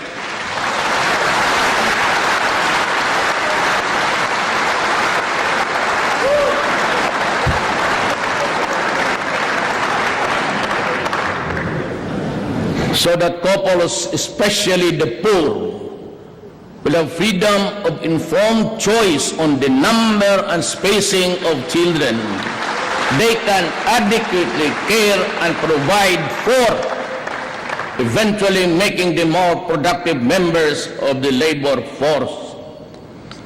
When employment is not an option, for instance, in extremely rural neighborhoods, entrepreneurship will be advocated. We shall also enhance local business environment by addressing bottlenecks in business registration and processing, in streamlining investment applications and process and integration the services of various government offices. Government financial institutions shall come up with out-of-the-box financing packages to capacitate our small and medium entrepreneurs. In the field of tourism, we shall construct more access roads and tourism gateways to service centers and tourist sites. Road development projects shall complement with a trust to modern agricultural infrastructural and spending improving the construction and rehabilitation of roads and the irrigation, and establishing modern harvest and post-harvest facilities to minimize losses. We shall also conduct a nationwide soil analysis to determine areas most suitable for rice farming to optimize production, with the use of effective soil rehabilitation and fertilization. We shall strictly enforce fisheries laws, particularly on illegal fishing, and promote aquaculture along riverbanks and in backyards. On the other hand, we will accelerate infrastructure spending, improving national roads and bridges, and implementing the Mindanao Logistics Infrastructure Network and other road network master plans. We shall pursue inter-island linkage projects. We shall be implementing structural mitigation to measure the address of the perennial flooding in Metro Manila. At neighboring areas, we shall put up new pumping stations in strategic places. The revival of the operation of the Pasig River Ferry service system is a viable option for the severe traffic congestion in Metro Manila. This serves as an alternative mode of transportation for passengers, particularly those coming from the east side of Metro, to reach specific destinations within the cities of Manila, Mandaluyong, Pasig, Taguig, Marikina, and Quezon City. Our anti-colorum campaign and out-of-line apprehension, including the removal of terminals, will be intensified, and my God, it will be done.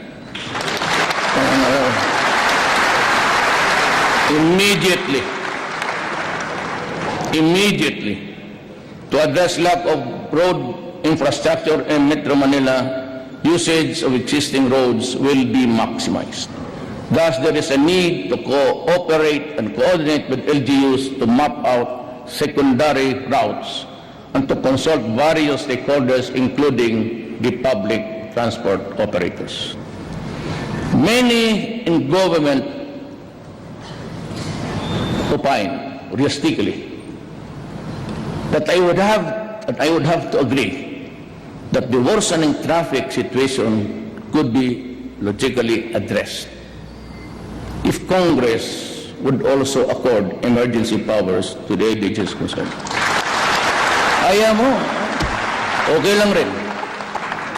Pero nakita namin, kung gusto ninyong madalian, alam naman talaga ninyo, sagad na lang. Sagad na. Nasa inyo yan. If you give it, fine. If you don't, we take the longer route, slowly. And tanggapin ko yung pagmumura ninyo. Huwag lang sa malapit. Eh, ganun talaga eh. You done it. It's an urgent and immediate situation. solution. Gusto ninyo, madila, okay. Pag ayaw naman ninyo, because baka sabihin nyo, ang corruption na, di okay rin. I assure you. Wala ito sa script. I assure you, this will be a clean government.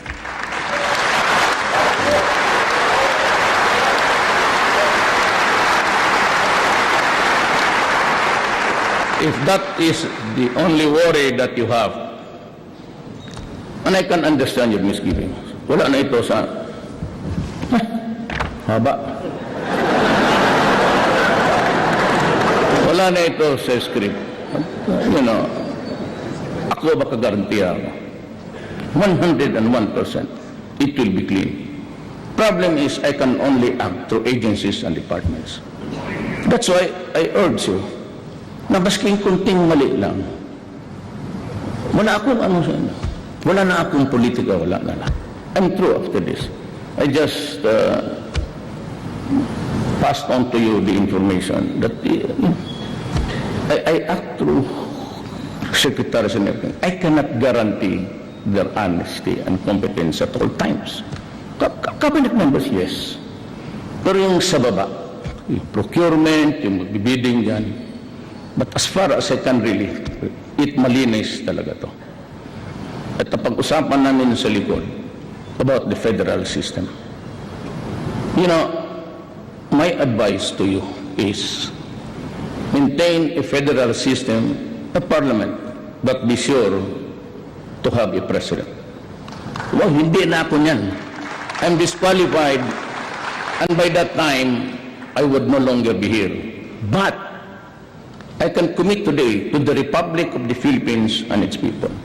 If you hurry up the federal system of government and you can submit it to the Filipino people by the 4th, 5th year, kasi proseso yan eh. You call for a referendum, and after that, call for a presidential election. I will go. Sibat na ako. But you must have a president. You copy the France system.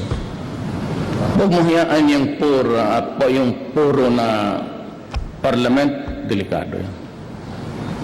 It takes time even for yung kagaya ng England noon. There was this bomb on the double deck. Took them time really.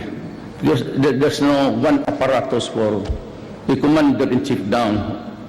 You can have the president, you can elect. Maybe Tito Soto would be the lucky guy at the time. So limitahan mo lang. Ceremonial powers, power to dissolve, power to accept the resolution or whatever. Mandating you this, do that. Ceremonial powers, except in times of need. If there's a demand for action, you must have a president. Wala na ako na. I said, if you can give me that document, I will urge you to conduct, to have for an election the following day, following week. And even if there's still 2 years, 3 years, I will go. Okay na ako. Do not worry about me. I am into that much ambition. Ay, nanalo ko. Hindi ko alam bakit nandito ngayon. No, nandoon lang ako.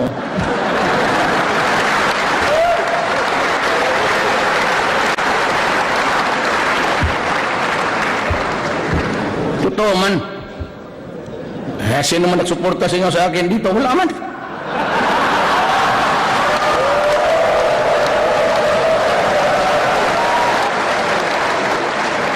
Not a single congressman. Except for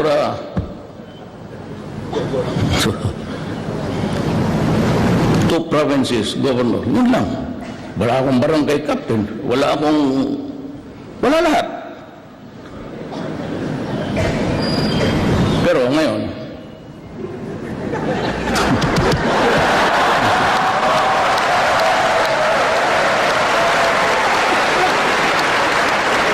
processing time in issuing permits and licenses shall be reduced to the barest minimum. In my city, it is always 3 days for local governments. that will bind the office of the president down to the last barangay level. 3 days. 3 days. Local government. Business permit, clearances, literal. No follow-ups. Bigyan mo ng stop. Be back next week. Tignan mo yung workload. And I will require every department yung dito sa etas. They must have a logbook. Wag sa computer kay itong ganito na na-erase yan. Daya mong daytime, I accept the documents of Rodrigo Duterte. Then you go to your computer. You must have an actuarial projection, sir. Look at the workload. Ito ka buo mo naman kinama. Ilan ang workload ninyo? Tapos, bumalik ka dito August 3. 3 o'clock. Yan, 3 o'clock. Bigay mo. Ibigay mo. Ngayon, I will be establishing 8888. Only for dedicated to corruption. Pag may marinig ako sa executive department, even a whisper, hiwalay-hiwalay na tayo. Marami dyan sa Galore, marami dyan, walang trabaho, nag-apply hanggang, Hindi naman lahat, kasi mayayaman yan, mga asawa ninyo ata yan.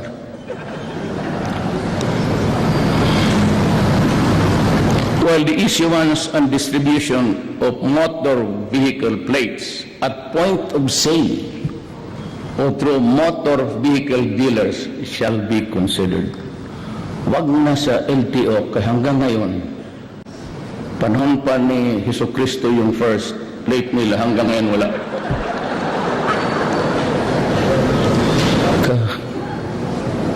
Bayad na yun. Until daw, sa awa ng Diyos. For the driver licenses, its effectiveness will be extended from the current 3-year period to 5 years.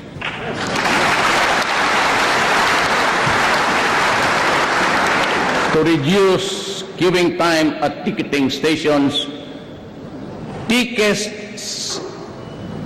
sa mga train will be made readily available and easily accessible to the riding public kung bilihin mo yan sa malls, stalls, and stores. Ipinagbibili mo yung sa... Hindi mo na ibigay. Accredited. Huwag doon banda sa recto, kasigurado pikihin yan mga ulol.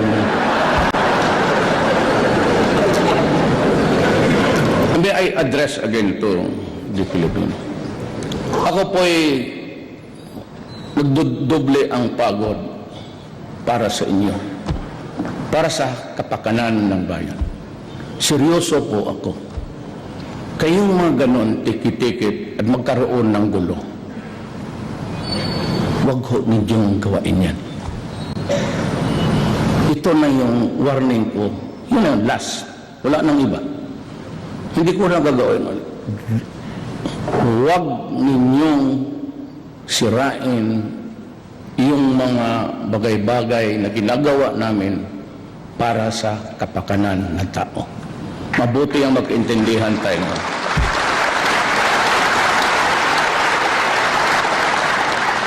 Kaya yung buntay kayong kaibigan ko trag.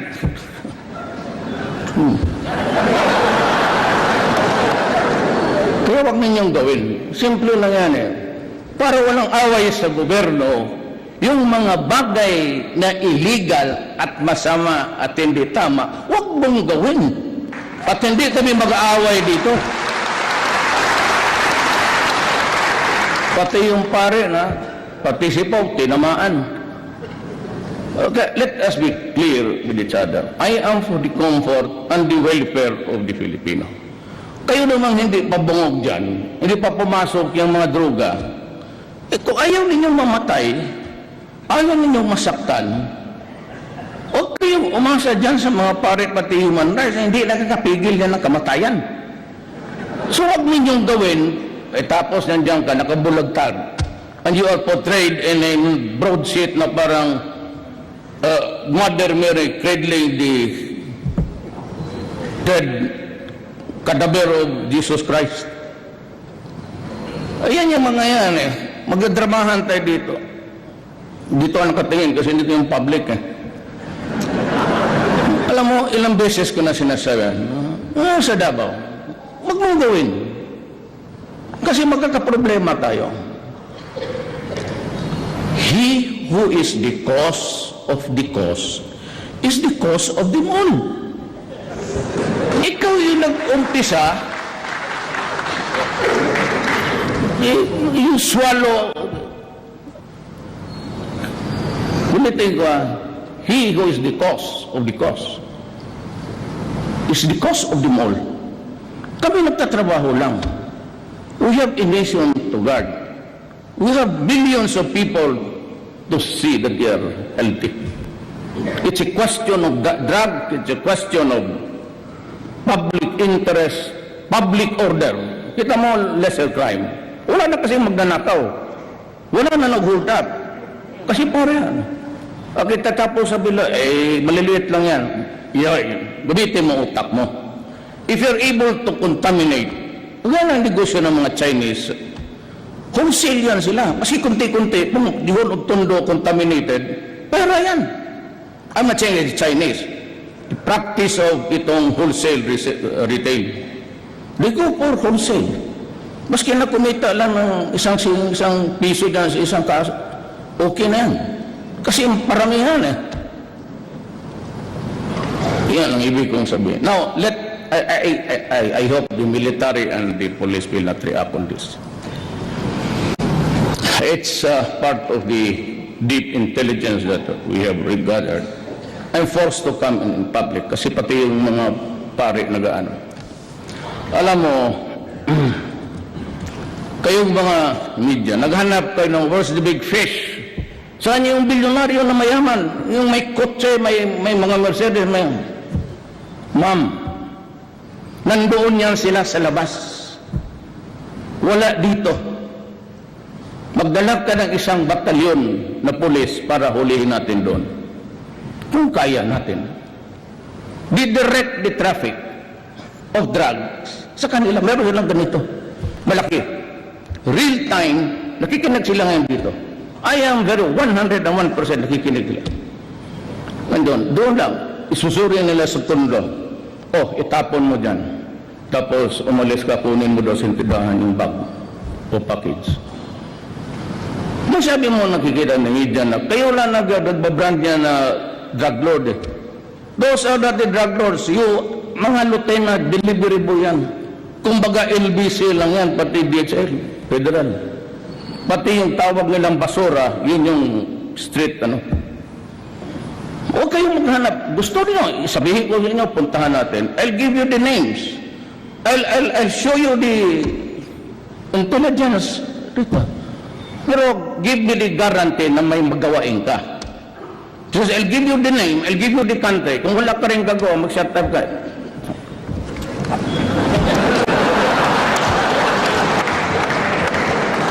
Kaya hindi lang kami na, do not get too personal about our work here.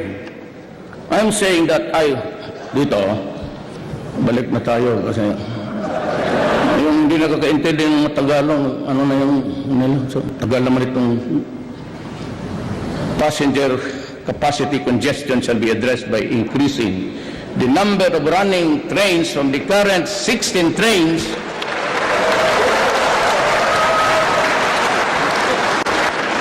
with a total of 48 cars per hour to 20 trains with a total of 60 car per hour. Now, you increase the train speed from 40 to 60. Ang problema nito, yung mga railway na ito, di na ito kasali dyan. Huwag yung maniwala dito. 2/3 of this are mine. The other 1/3 is correct yung grammar ko, yung alam nila. 60 km per hour. Problema nito, and you must agree with me, that the rails are quite aged. Most of the rails, maybe doon pa yan sa panahon ni Marcos, Imelda. Nandiyan pa. Ngayon, sabi ni Tugade, bigay sa akin, sabi ko, 40 to 60 kilometers per hour. Sabi ko, Art, sigurado ka makahold ang rail yan? Baka maputol yan, magdiretso yung train sa Cavite. Diretso sa Cavite, maglipad doon kay Tolentino. Oh, bakit may train dito sa Tagaytay? It's quite fast. Quite fast, 60 kilometers per hour, and you're pulling something that's heavy. When it really moves, mawala ng it moves with the speed at a heavy thing, at a great speed. Mahirap mong sumasadsad kasi mabigat. And reduce headway time from 5 minutes to 3 minutes. Mahina lang tayo ng plano ni Tugate, mahina lang tayo ng 1 minute sa Hong Kong. 2 minutes, kanya 3 minutes. At ambisyoso ka. Kaya mo kayo ito. Specifically for the LRT, the operating hours shall be extended from 9:30 to 10:30 p.m. Kasi marami pa mga bata mag-uwi niyan. And to absorb more passengers, delays in the procurement of additional trains shall be addressed soonest. Now, yan ang sinasabi ko. If you want the long way, fine. Wala akong problema. Sabihin ninyo na doon ng we go the normal way if you are able to make purchases. Ang maganda nito, I have signed the executive order sa aming FUI. Naunahan ko kayo. Yung inyo na, nandoon na sa akin. Tapos na ako. Ilabas ko na. It will be out today. Alam mo, sabi ko, unahan ko dati kung puro mayayabang yung buong dyan. We grab there's a stealing one's thunder. Kaya unahan na natin. So, we shall also pursue rail projects in Metro Manila at the major key points and the country, including the Mindanao Rail Project. Hindi ako nagyayabang, pero totoo talaga to. Wherein depende sa federal, but 6 years, lalabas talaga ito, I assure you, because it's going to materialize. Rail projects, the Davao Transit System, the Cebu Transit System, the North and South Luzon Railways, and the Panay Railways Project. Tama? Panay. Taga saan si Di Panay. Panay ang bigay natin para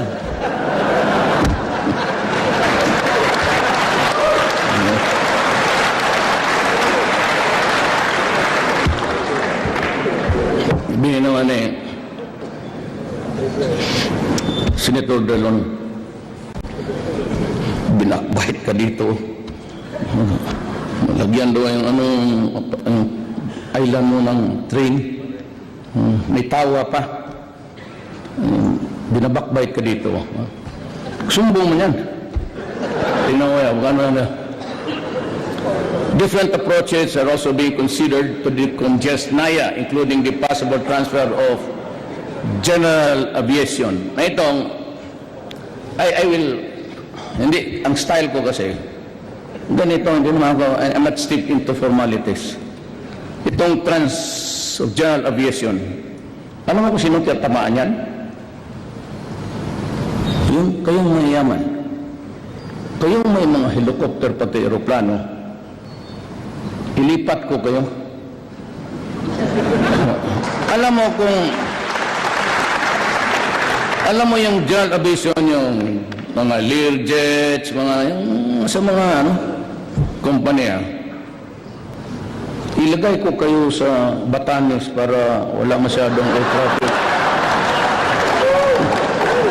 No, I'm offering Sangli Point. Kasi kailangan ko isang runway. I can make a new runway there, sabi ng mga aviation experts. But tumbok niyan is the Merville subdivision. Maka isa pa akong runway dito sa Metro Manila. But if nothing, it's going to be Clark. But on the condition that you would have a fast rail. Sabi ko kaya, something like 1 hour of travel, sabi ko kay Tugadi, is not acceptable. Make a rail there, bago. Marami na ko pa eh. It's the vow of the day is the bullet train. Ilagay mo yan sa Pilipino na driver, sotoy talaga kayo doon. Maglampas kayo.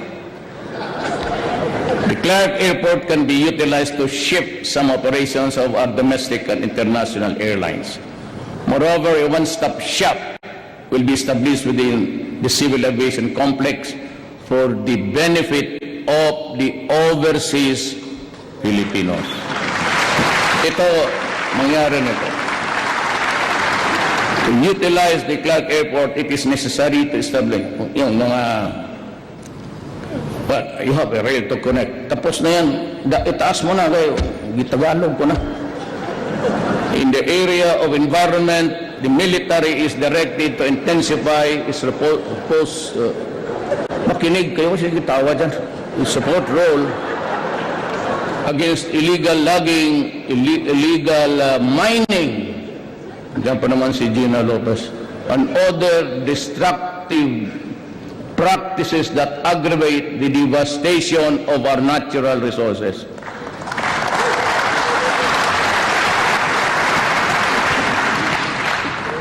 I have to protect the country.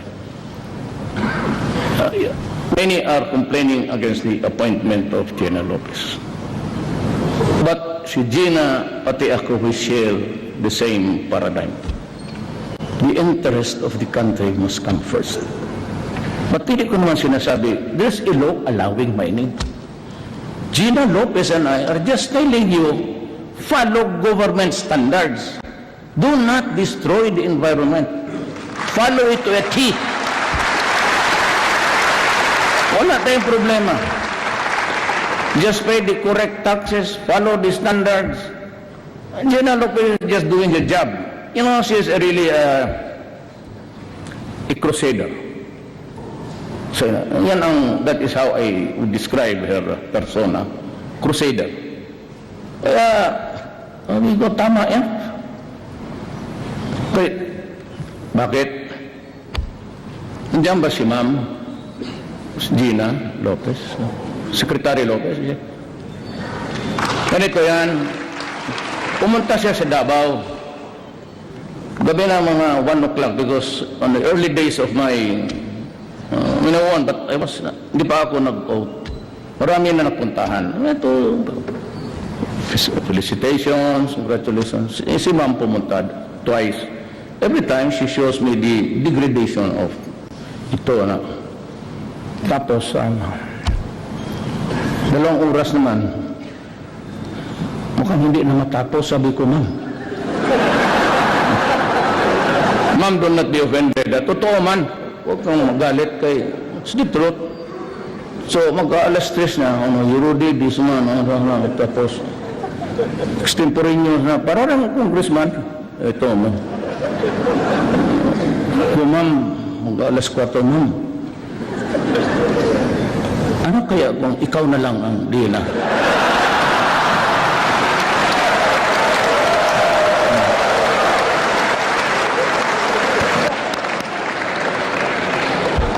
Bigla din siya nagsagot ka, totoo ka? Oo, si ka. Hindi, oo.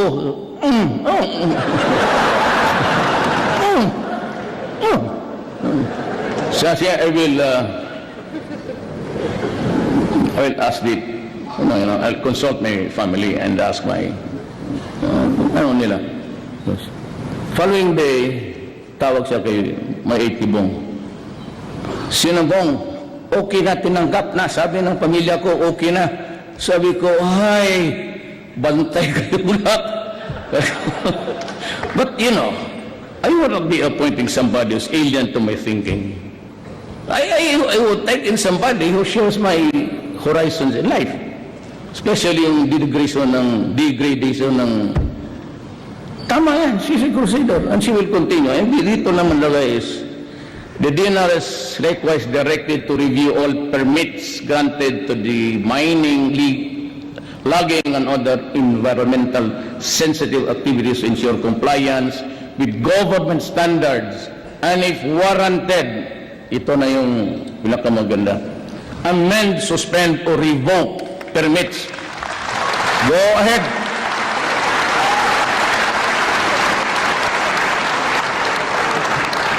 I'd like to thank God that I had this opportunity, really. I never thought umabot ako dito. I've always had that crank sa isip ko, mahirap itong Ito itong Laguna Lake. Naubos ng mga, wala na ang fisherman. Yun na lang the difference between one big fish pen to the other. Yun na lang ang sa mga tao. Makita mo sa plane, every time I go to Davao, I pass by that lake there. Every time kita ko, talagang wala ng And the fishermen are complaining about the loss. Talagang wala na sila. Kasi ang maliit na lugar, yun lang ang kanila. So dito, pinadaan ko lang a diplomatic way that the Laguna Lake shall be transformed into a vibrant economy zone showcasing ecotourism by addressing the negative impact of watershed disruption, land conversion, and pollution.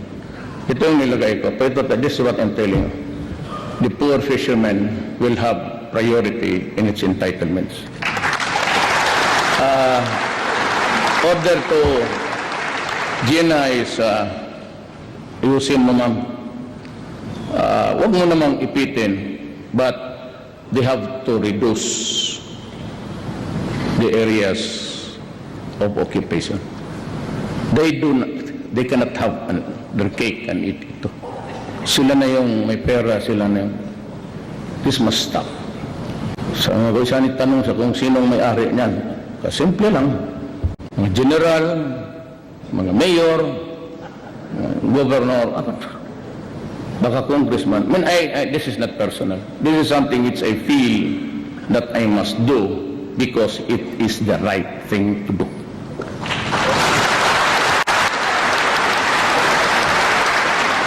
To have adequate disposal facilities for Metro Manila garbage, the final closure and rehabilitation of the Carmona sanitary landfill shall be pursued, while the adoption of appropriate waste to energy facilities will be explored. Marami yan.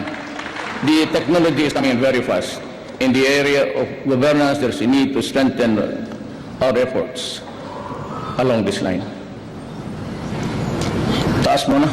Mataas yung paragraph na yan. Ito.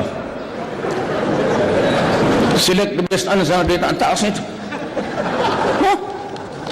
Mabubuang ka.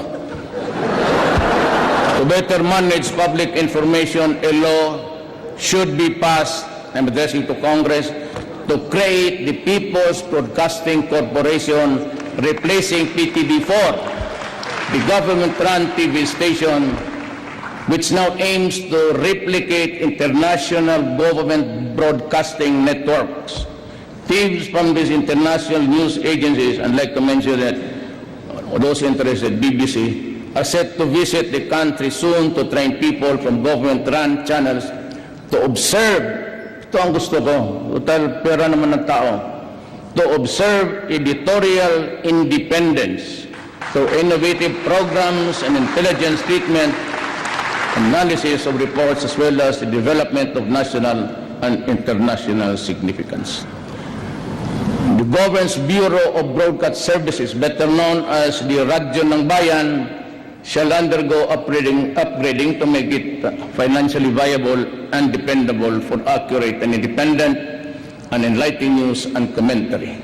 Radyo ng Bayan will be integrated with the PBC.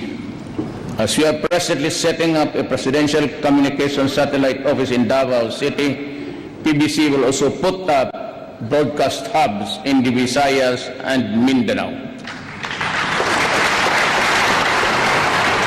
Davao City will also be the first site with the first Muslim channel called as Salam Television and the first Lumad channel.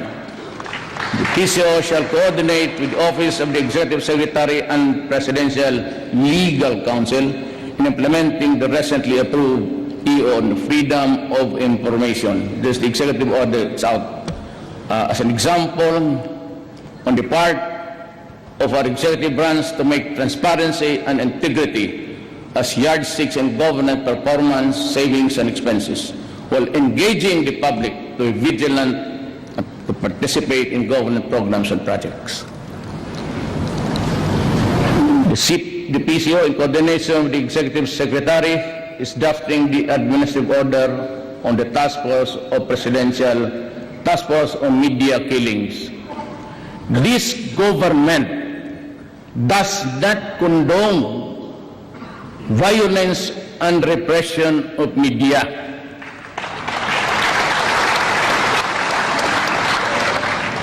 The bona fide media,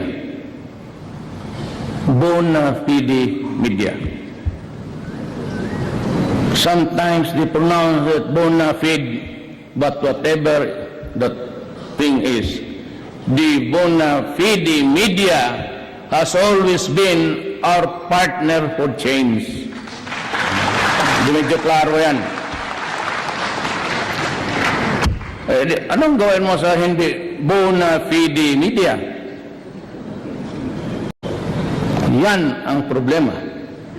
To address backlogs, unlock prosecutorial effectiveness and efficiency, the investigation and case management processes shall be streamlined, including those for illegal drugs and heinous crimes.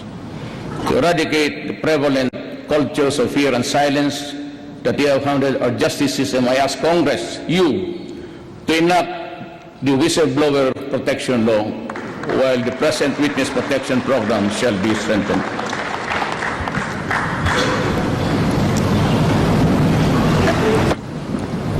Hirap maging presidente, maski dito lang. The number of lawyers and support staff and the PAO, that is the Public Assistance Office, regional and districts, shall be increased to provide Indians with more access to counsels. At this stage, I also have directed the DILG to undertake nationwide information and campaign on federalism in partnership with various alliances and with LGOs, civil society, grassroots, and faith-based organization. Hinto mo na ako dito, itong federalism. Ayaw ko itong tama ako. Alam mo, itong bayan natin, if I may just repeat, I know that you know, in 1521 or 1526, Magellan landed in Leyte.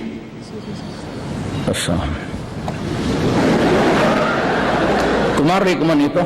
Lamat mo rin.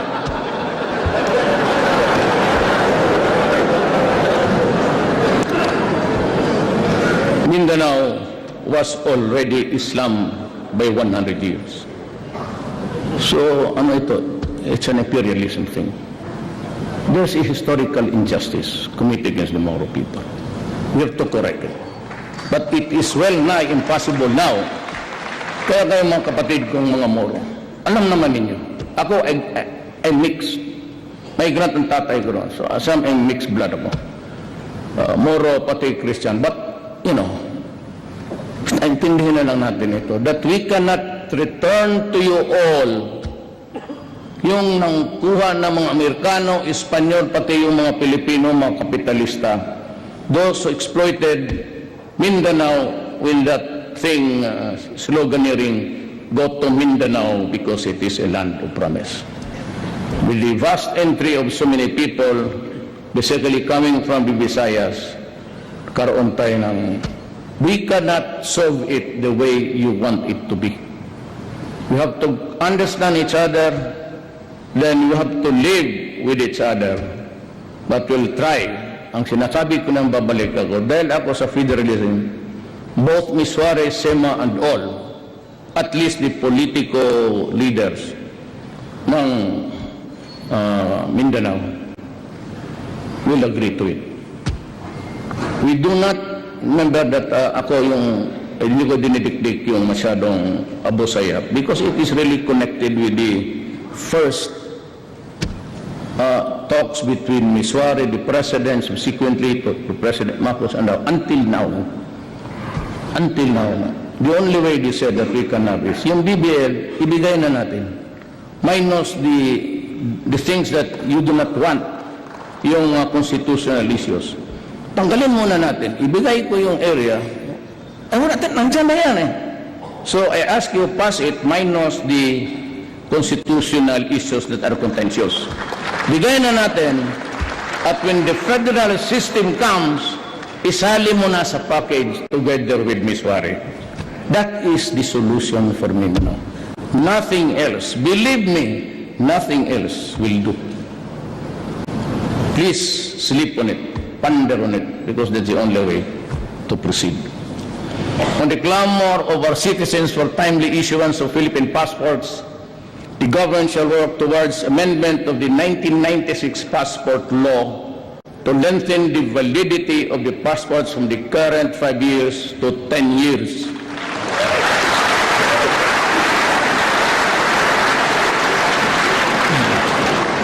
Total, kayo naman ang magagawa ng batas. You're the ones who will pass the law. Even if you make it good for 30 years, okay ako. Bahala ka. Basta stretch a little bit because 5 years is just really simply on a regular basis. Matagal pa naman itong passport. Nag-apply ako ng mga 10 days na. Alam mo, I'd like to call the attention of Secretary Yasay. If you go to Davao, look back doon look at the back, likod ng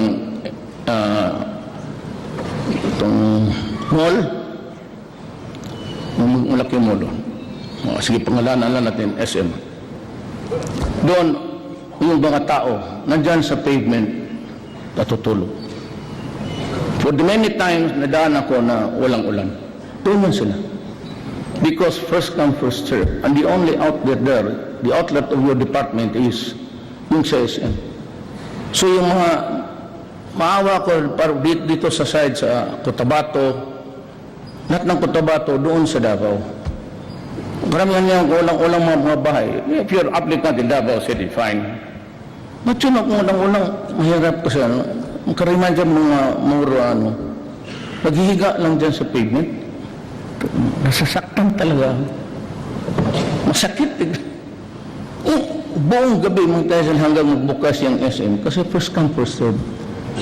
Kasabi ko, well, that is addressing to all of the cabinet members. Make use of the computer. I do not want to see people lining up under the heat of the sun. I do not want people lining up under the rain. Mga gano'n. When I want itong labor, wala na ito sa script. Yung prompter natutulog na siguro, pindot-pindot yan. Alam mo, nandiyan naman yan. Sabi ko, what I want is a journal. When the applicant presents the documents, give them a shopping list. Do not add or get anything away from it. Yun na yan final. And when he complies with that, that is good. Wag mo na siyang pabalikin. Kasi kung magtawag yan ng 888, may God, puntahan ko talaga kayo. Yan ang bisyo ko ng mayor ako. Make in a difference, mayor, presidente. Puntahan talaga kita at hiyain kita sa maraming tao. And I would publicly ask you, what the hell happened to the procedure? Pupuntahan ko talaga kayo. Local, barangay, police, military, lahat. Bigyan mo ng shopping list, huwag mo nang pabalikin. Because pag magtawang ng 888 yan, tapos makita mo na the grievance is valid, bahala ka anong walang panahon, pupuntahan kita sa opisina mo and I will ask you. Bakit? Bigyan mo ng stub. You have to employ actuarial ability. That's easy. Pero pagtanggap ng tao, I'm addressing myself under me. Journal. Papirmahin mo siya. Lagyan mo doon, tignan mo sa computer. Kung mag-connect ka doon sa actuarial, hindi mo kailangan ng bubo dyan. Kasi matatapos siguro yan mga next month.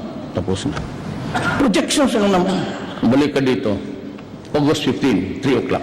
Pagdating, bagayan mo. Now, if it goes to Malacanang, I'll open it up. For those who have valid reasons to complain about graft and corruption, the gates of Malacanang will be open. Doon ka. Magsumbong ka.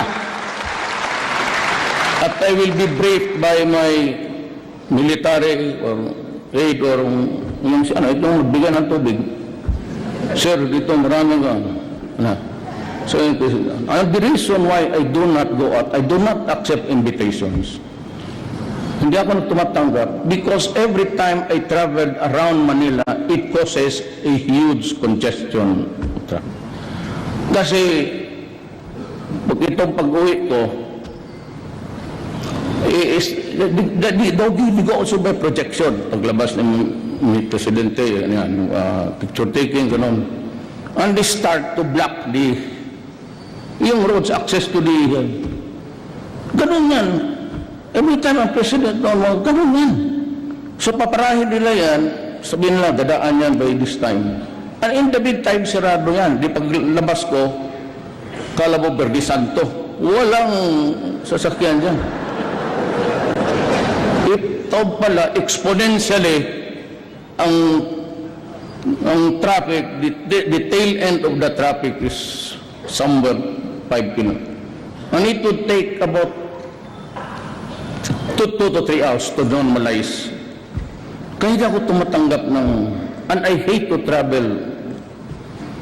Kasi talagang lilinis yan eh. Ito namang, kasi ang taas kasi ng entourage ng presidente sila. Dulong sa dulo may ambulansya. Hindi lang ang turap, parang kurtas na. Sa posibi ko, sabi ko 2, 3 tama, nasa gitna lang ako. Pero ang totoo, mag-taxi lang ako dito sa likod. Sunod lang ako. Takot ba sila? Ano nga makuha mo kung patayin mo ako? What for? May ambulansya ko. Dagdagan mo na punerarya.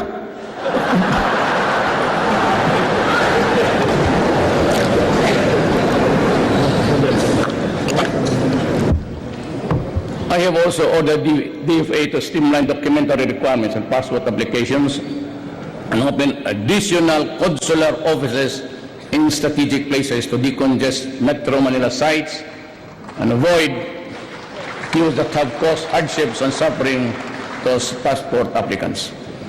I have also ordered the newly created DICT, Information and Communication Technology, to develop a national broadband plan to accelerate the deployment of fiber optics cables and wireless technologies to improve internet speed.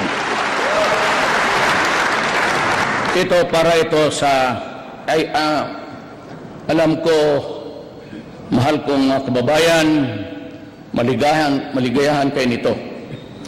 Pagpaano mo lang yung Tagalog ko kasi kayo, hindi kayo marunong mag-Bisaya din.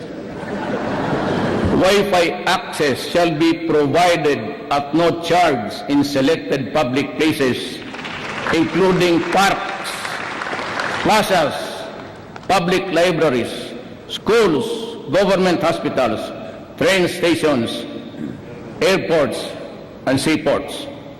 Ba? Happy lahat. All government agencies are instructed to enable their clients to submit applications for coordination, other agencies combined. Taas mo, wala na yan. Ayaw mo salita. In the national portal, yes, because it's our parang website. Ito, we shall intensify, mainit talaga ako dito. I place it in parity with drugs. We shall intensify our war against human traffickers and illegal recruiters that prey on our migrants. to help ensure that the hard-earned money of the Filipinos overseas are put into productive use. A mandatory financial education for all migrants and their communities will be pursued with intensive encourage entrepreneurship among them.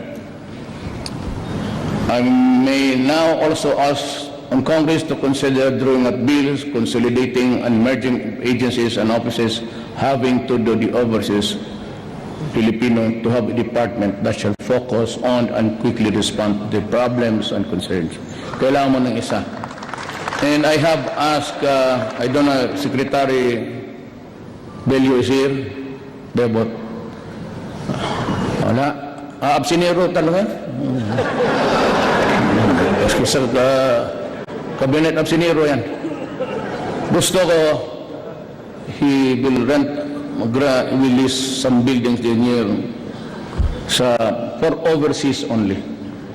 At lagyan ko na i-direct all BIR lahat na BIR lahat something to do with the clearances of the police in one building, may booth lang. I said, my God, make use of the computer. So doon lang siya mag-ikot sa isang building. Ang Pilipino, di na siya magpunta doon sa statistics, di na siya punta doon sa dyan sa office ko. Gamitin ninyo ang computer and you can get the results right after. Why do he has to travel to Malate, then he has come with the traffic? He can only accomplish one document at one time. In BI clearances, doon na ninyo bigay. Lahat na doon na. At kung dapat may awa o sibilyo, pakainin niyo yung mga tao doon. Lalo na sa probinsya. Pag tinginin niyo taga-probinsya, finish it right away. Make use of the computer. Kapag hindi niyo ginamit yan, tapon na lang ninyo. Throw away the computers, and I understand that. It would take you years to do it. Do the computers. Taas mo na, wala na.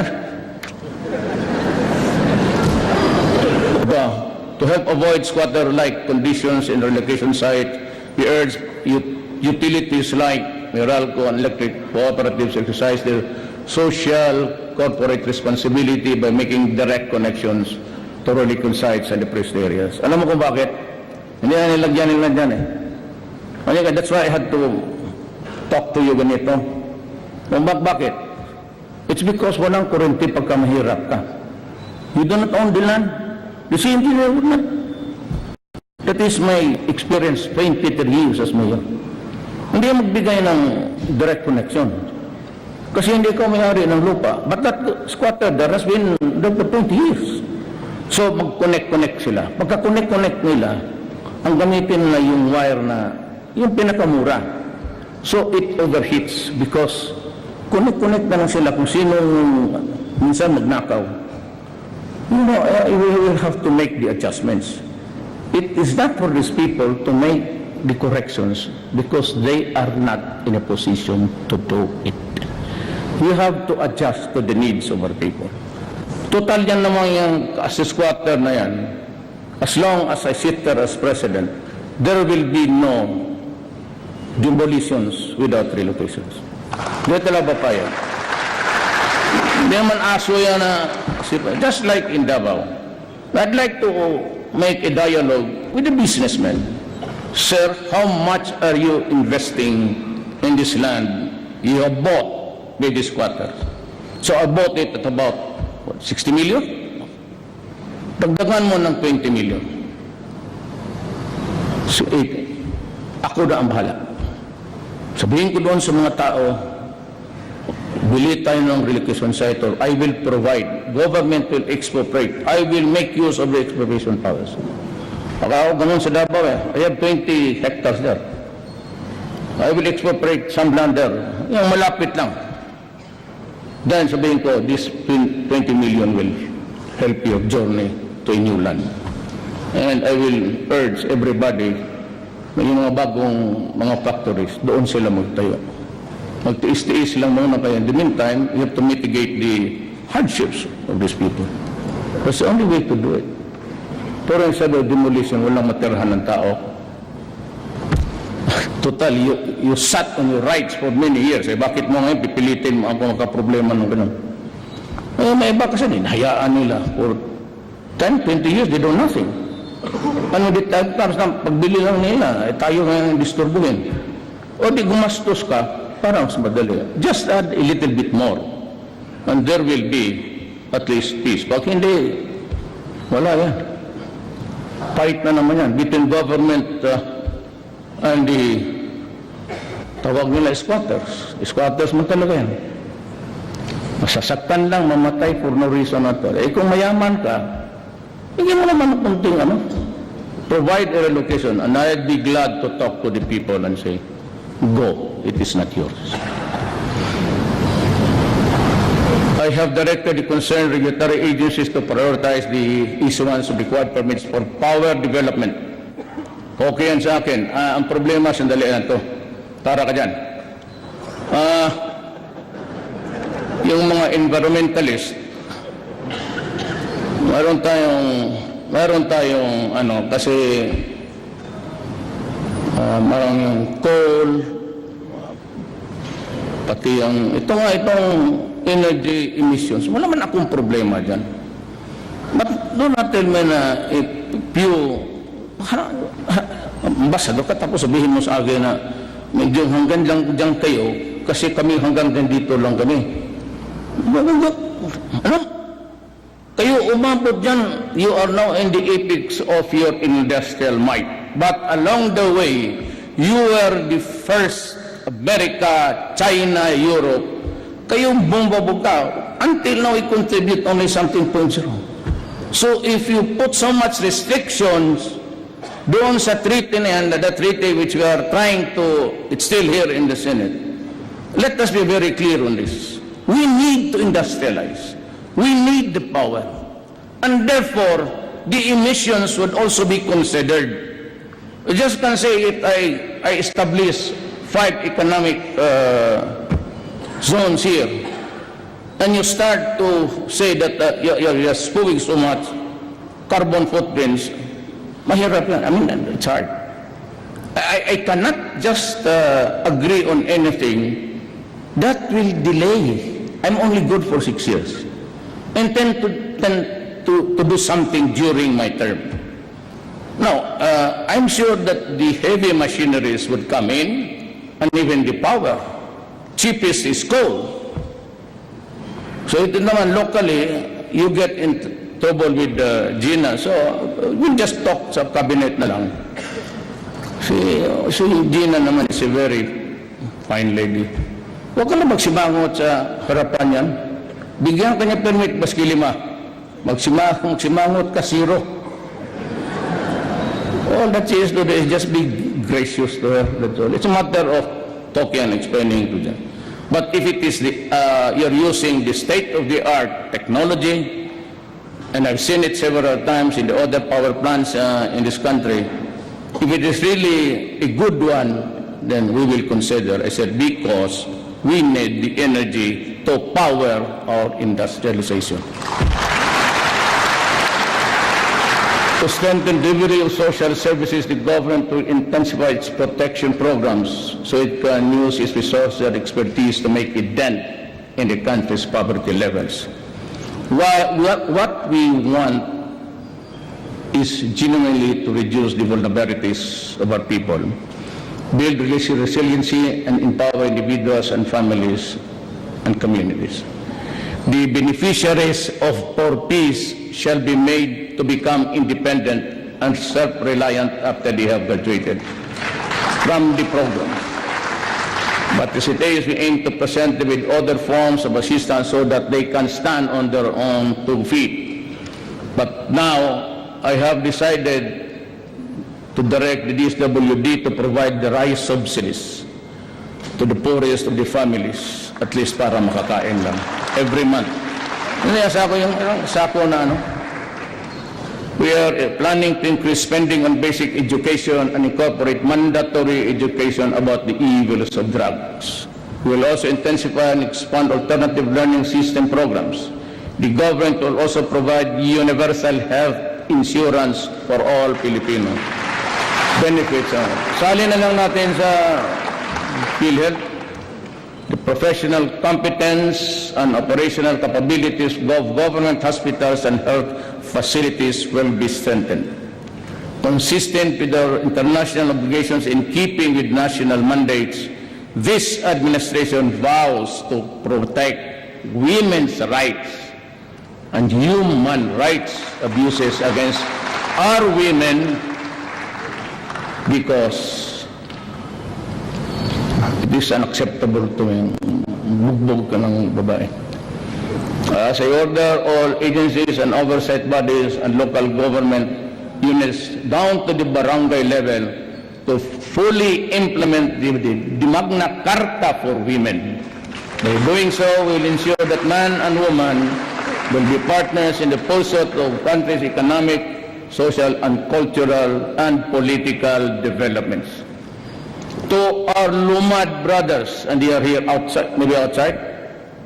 I mean, they're outside, I'm sure. I told the secretary just to let them come, do what? Kanila man to. To our brothers, I have this to say. The government has issued you the ancestral certificates. Title covering vast tracts of land, especially in the island of Mindanao. You have the Indigenous Peoples' Rights Act and the National Commission of Indigenous Peoples to protect you and to assist you. Government has given you the tool, the legal tool to improve yourself financially, economically, and socially. Make use of your ancestral domain. Do not let it remain idle. While the government is always ready to help you, you must first help yourself. We cannot legislate financial and economic progress for you. It is you and you alone who can do that. You can chart your fate, but do it within constitutional and legal means. After being devastated by natural and man-made calamities this past few years, we are still to recover emotionally from the loss of our loved ones and materially from the loss of our homes and our income sources. There are many among us whose emotional wounds are still fresh and painful to the touch. We cannot erase the images of death and destruction from our minds. We cannot wash away the stench of rotting flesh from our noses, and there are many of us who are still waiting for the help that was promised. The enormity of the problem of drug addiction has been made manifest by the number of surrenderies which grows by the hundred each day that passes. Since July 1, we have already made 3,600 related drug arrests. 120 drug dependents have already surrendered, and 70,000 of them are pushers. You think this is just it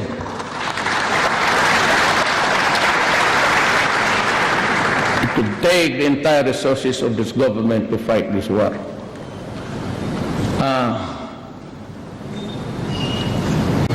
I have nothing but the interest of my country. But in its wake, because the PDEA says that it's about the process statement made by the Philippine Drug Enforcement Agency. 2 years ago, PDEA came out with a statement that there are 3 million drug addicts in this country. That was 2 or 3 years ago. How do you think would be the number incrementally if we count now? Give it a liberal addition, maybe Lalo na 7,000. So 3,700,000. Why, the number is quite staggering and scary. The drug lords that you desperately want to strangle are not here. Wala ba bilyonaryo dito? The ones that you catch running after are just the lieutenants. They do it by technology. They're cooking it in the international waters. Tinatapo nila yung bulto by the drums. Dikitan nila ng GPS. So makikita ka. We're hard put sa intelligence because they've invented this direct satellite. Hindi na magdadaan niya ng... All they have to do is to triangulate where the pag-ikot niya. And there are so many... And they're in codes. If we do not help from our friends here in Asia and America and Europe, this sheer number and problem, believe me, will drown us as a republic. Kaya tingnan niyo ito. How can I solve the problem now by arresting? Hinahanap ko, tagal na akong presidente. Gusto kong patayin. Ang problema, papunta pa ako doon to ask the permission from this country that I will go on because I have to slaughter these idiots for destroying my country. Ganun yun eh. Hindi lang presidente, ayaw pa na bitawan kasi ayaw naman kasi ng military pati police. But you know, I said, I'll be talking in front of the Republic to its representatives, to the people. So I have to tell you, how do we solve this problem? Tell me. Ako naman okay lang eh. Make it public, fine. Make it confidential. If you go to me or go to you, to your house, okay. But that is really the enormity of the problem. It's so enormous that you are intimidated even just to make a move. Because you know you cannot stop it anyway. Mabunggo mo isa di tinulog sa dagat, eh marami naman nagluluto doon. It's a free for all enterprise for the criminals at this time. Kung ako, if I had just the plan, I couldn't have. Sabi ko sa military, pag nakita ninyo, pasabugin mo na. Baski nag-surrender dyan na may white flag. Panggira lang yan, hindi yan pag-criminal, pasabugin mo. Show no mercy to them because they are not doing any mercy to us anyway. Bakit ako ano ang problema? But we should not despair. Like someone wrote, it is when the night is darkness that dawn breaks. We are imbued with resiliency that has been tested and proven. More difficult times as in the past. We have a band to act together. We have to help each other, for then and only then can we truly prevail. And this the Filipino, disciplined, informed, involved, shall rise from the rubbles of sorrow and pain, so that all the mirrors in the world will reflect the face of a passion that will change this land. Daghang salamat.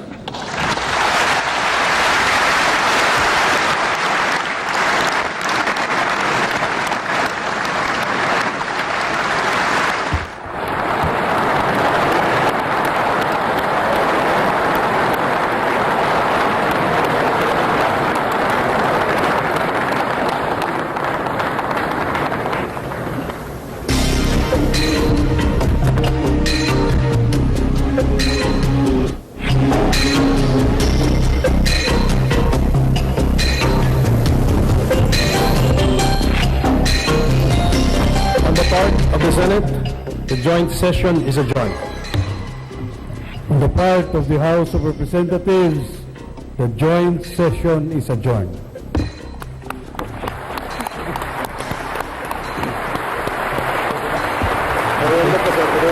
Gapo. Hello, yeah. Narinig ko.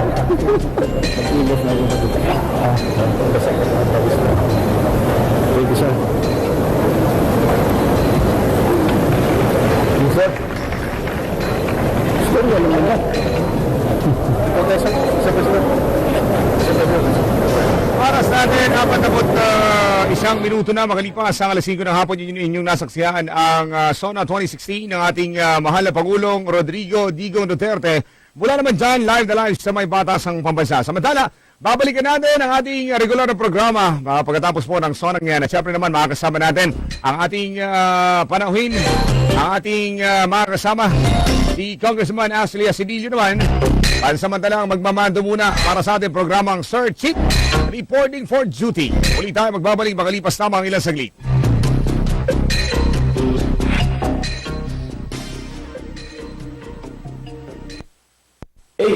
Media Pro Incorporated.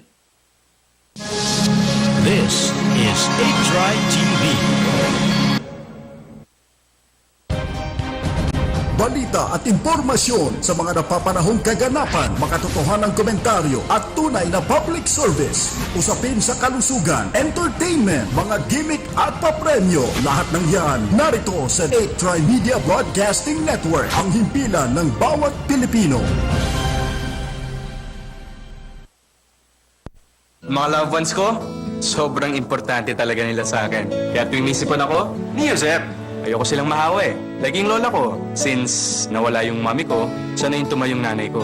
And yung mga kapatid ko naman, sila yung lagi kong kakulitan. Hira ko na nga lang sila makasama. Ahawaan ko pa. Don't worry! Sagot ka lagi sa ginhawa ng ni Josep. Loved ones ko, di mahahawa.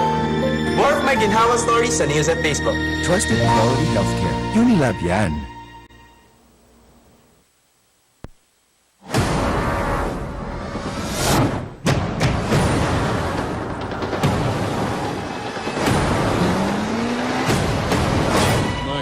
That's Jason Bourne. Why would he come back now? I know who I am. I remember everything. Remembering everything doesn't mean you know everything. Tell me. The world is at war. We need the perfect weapon.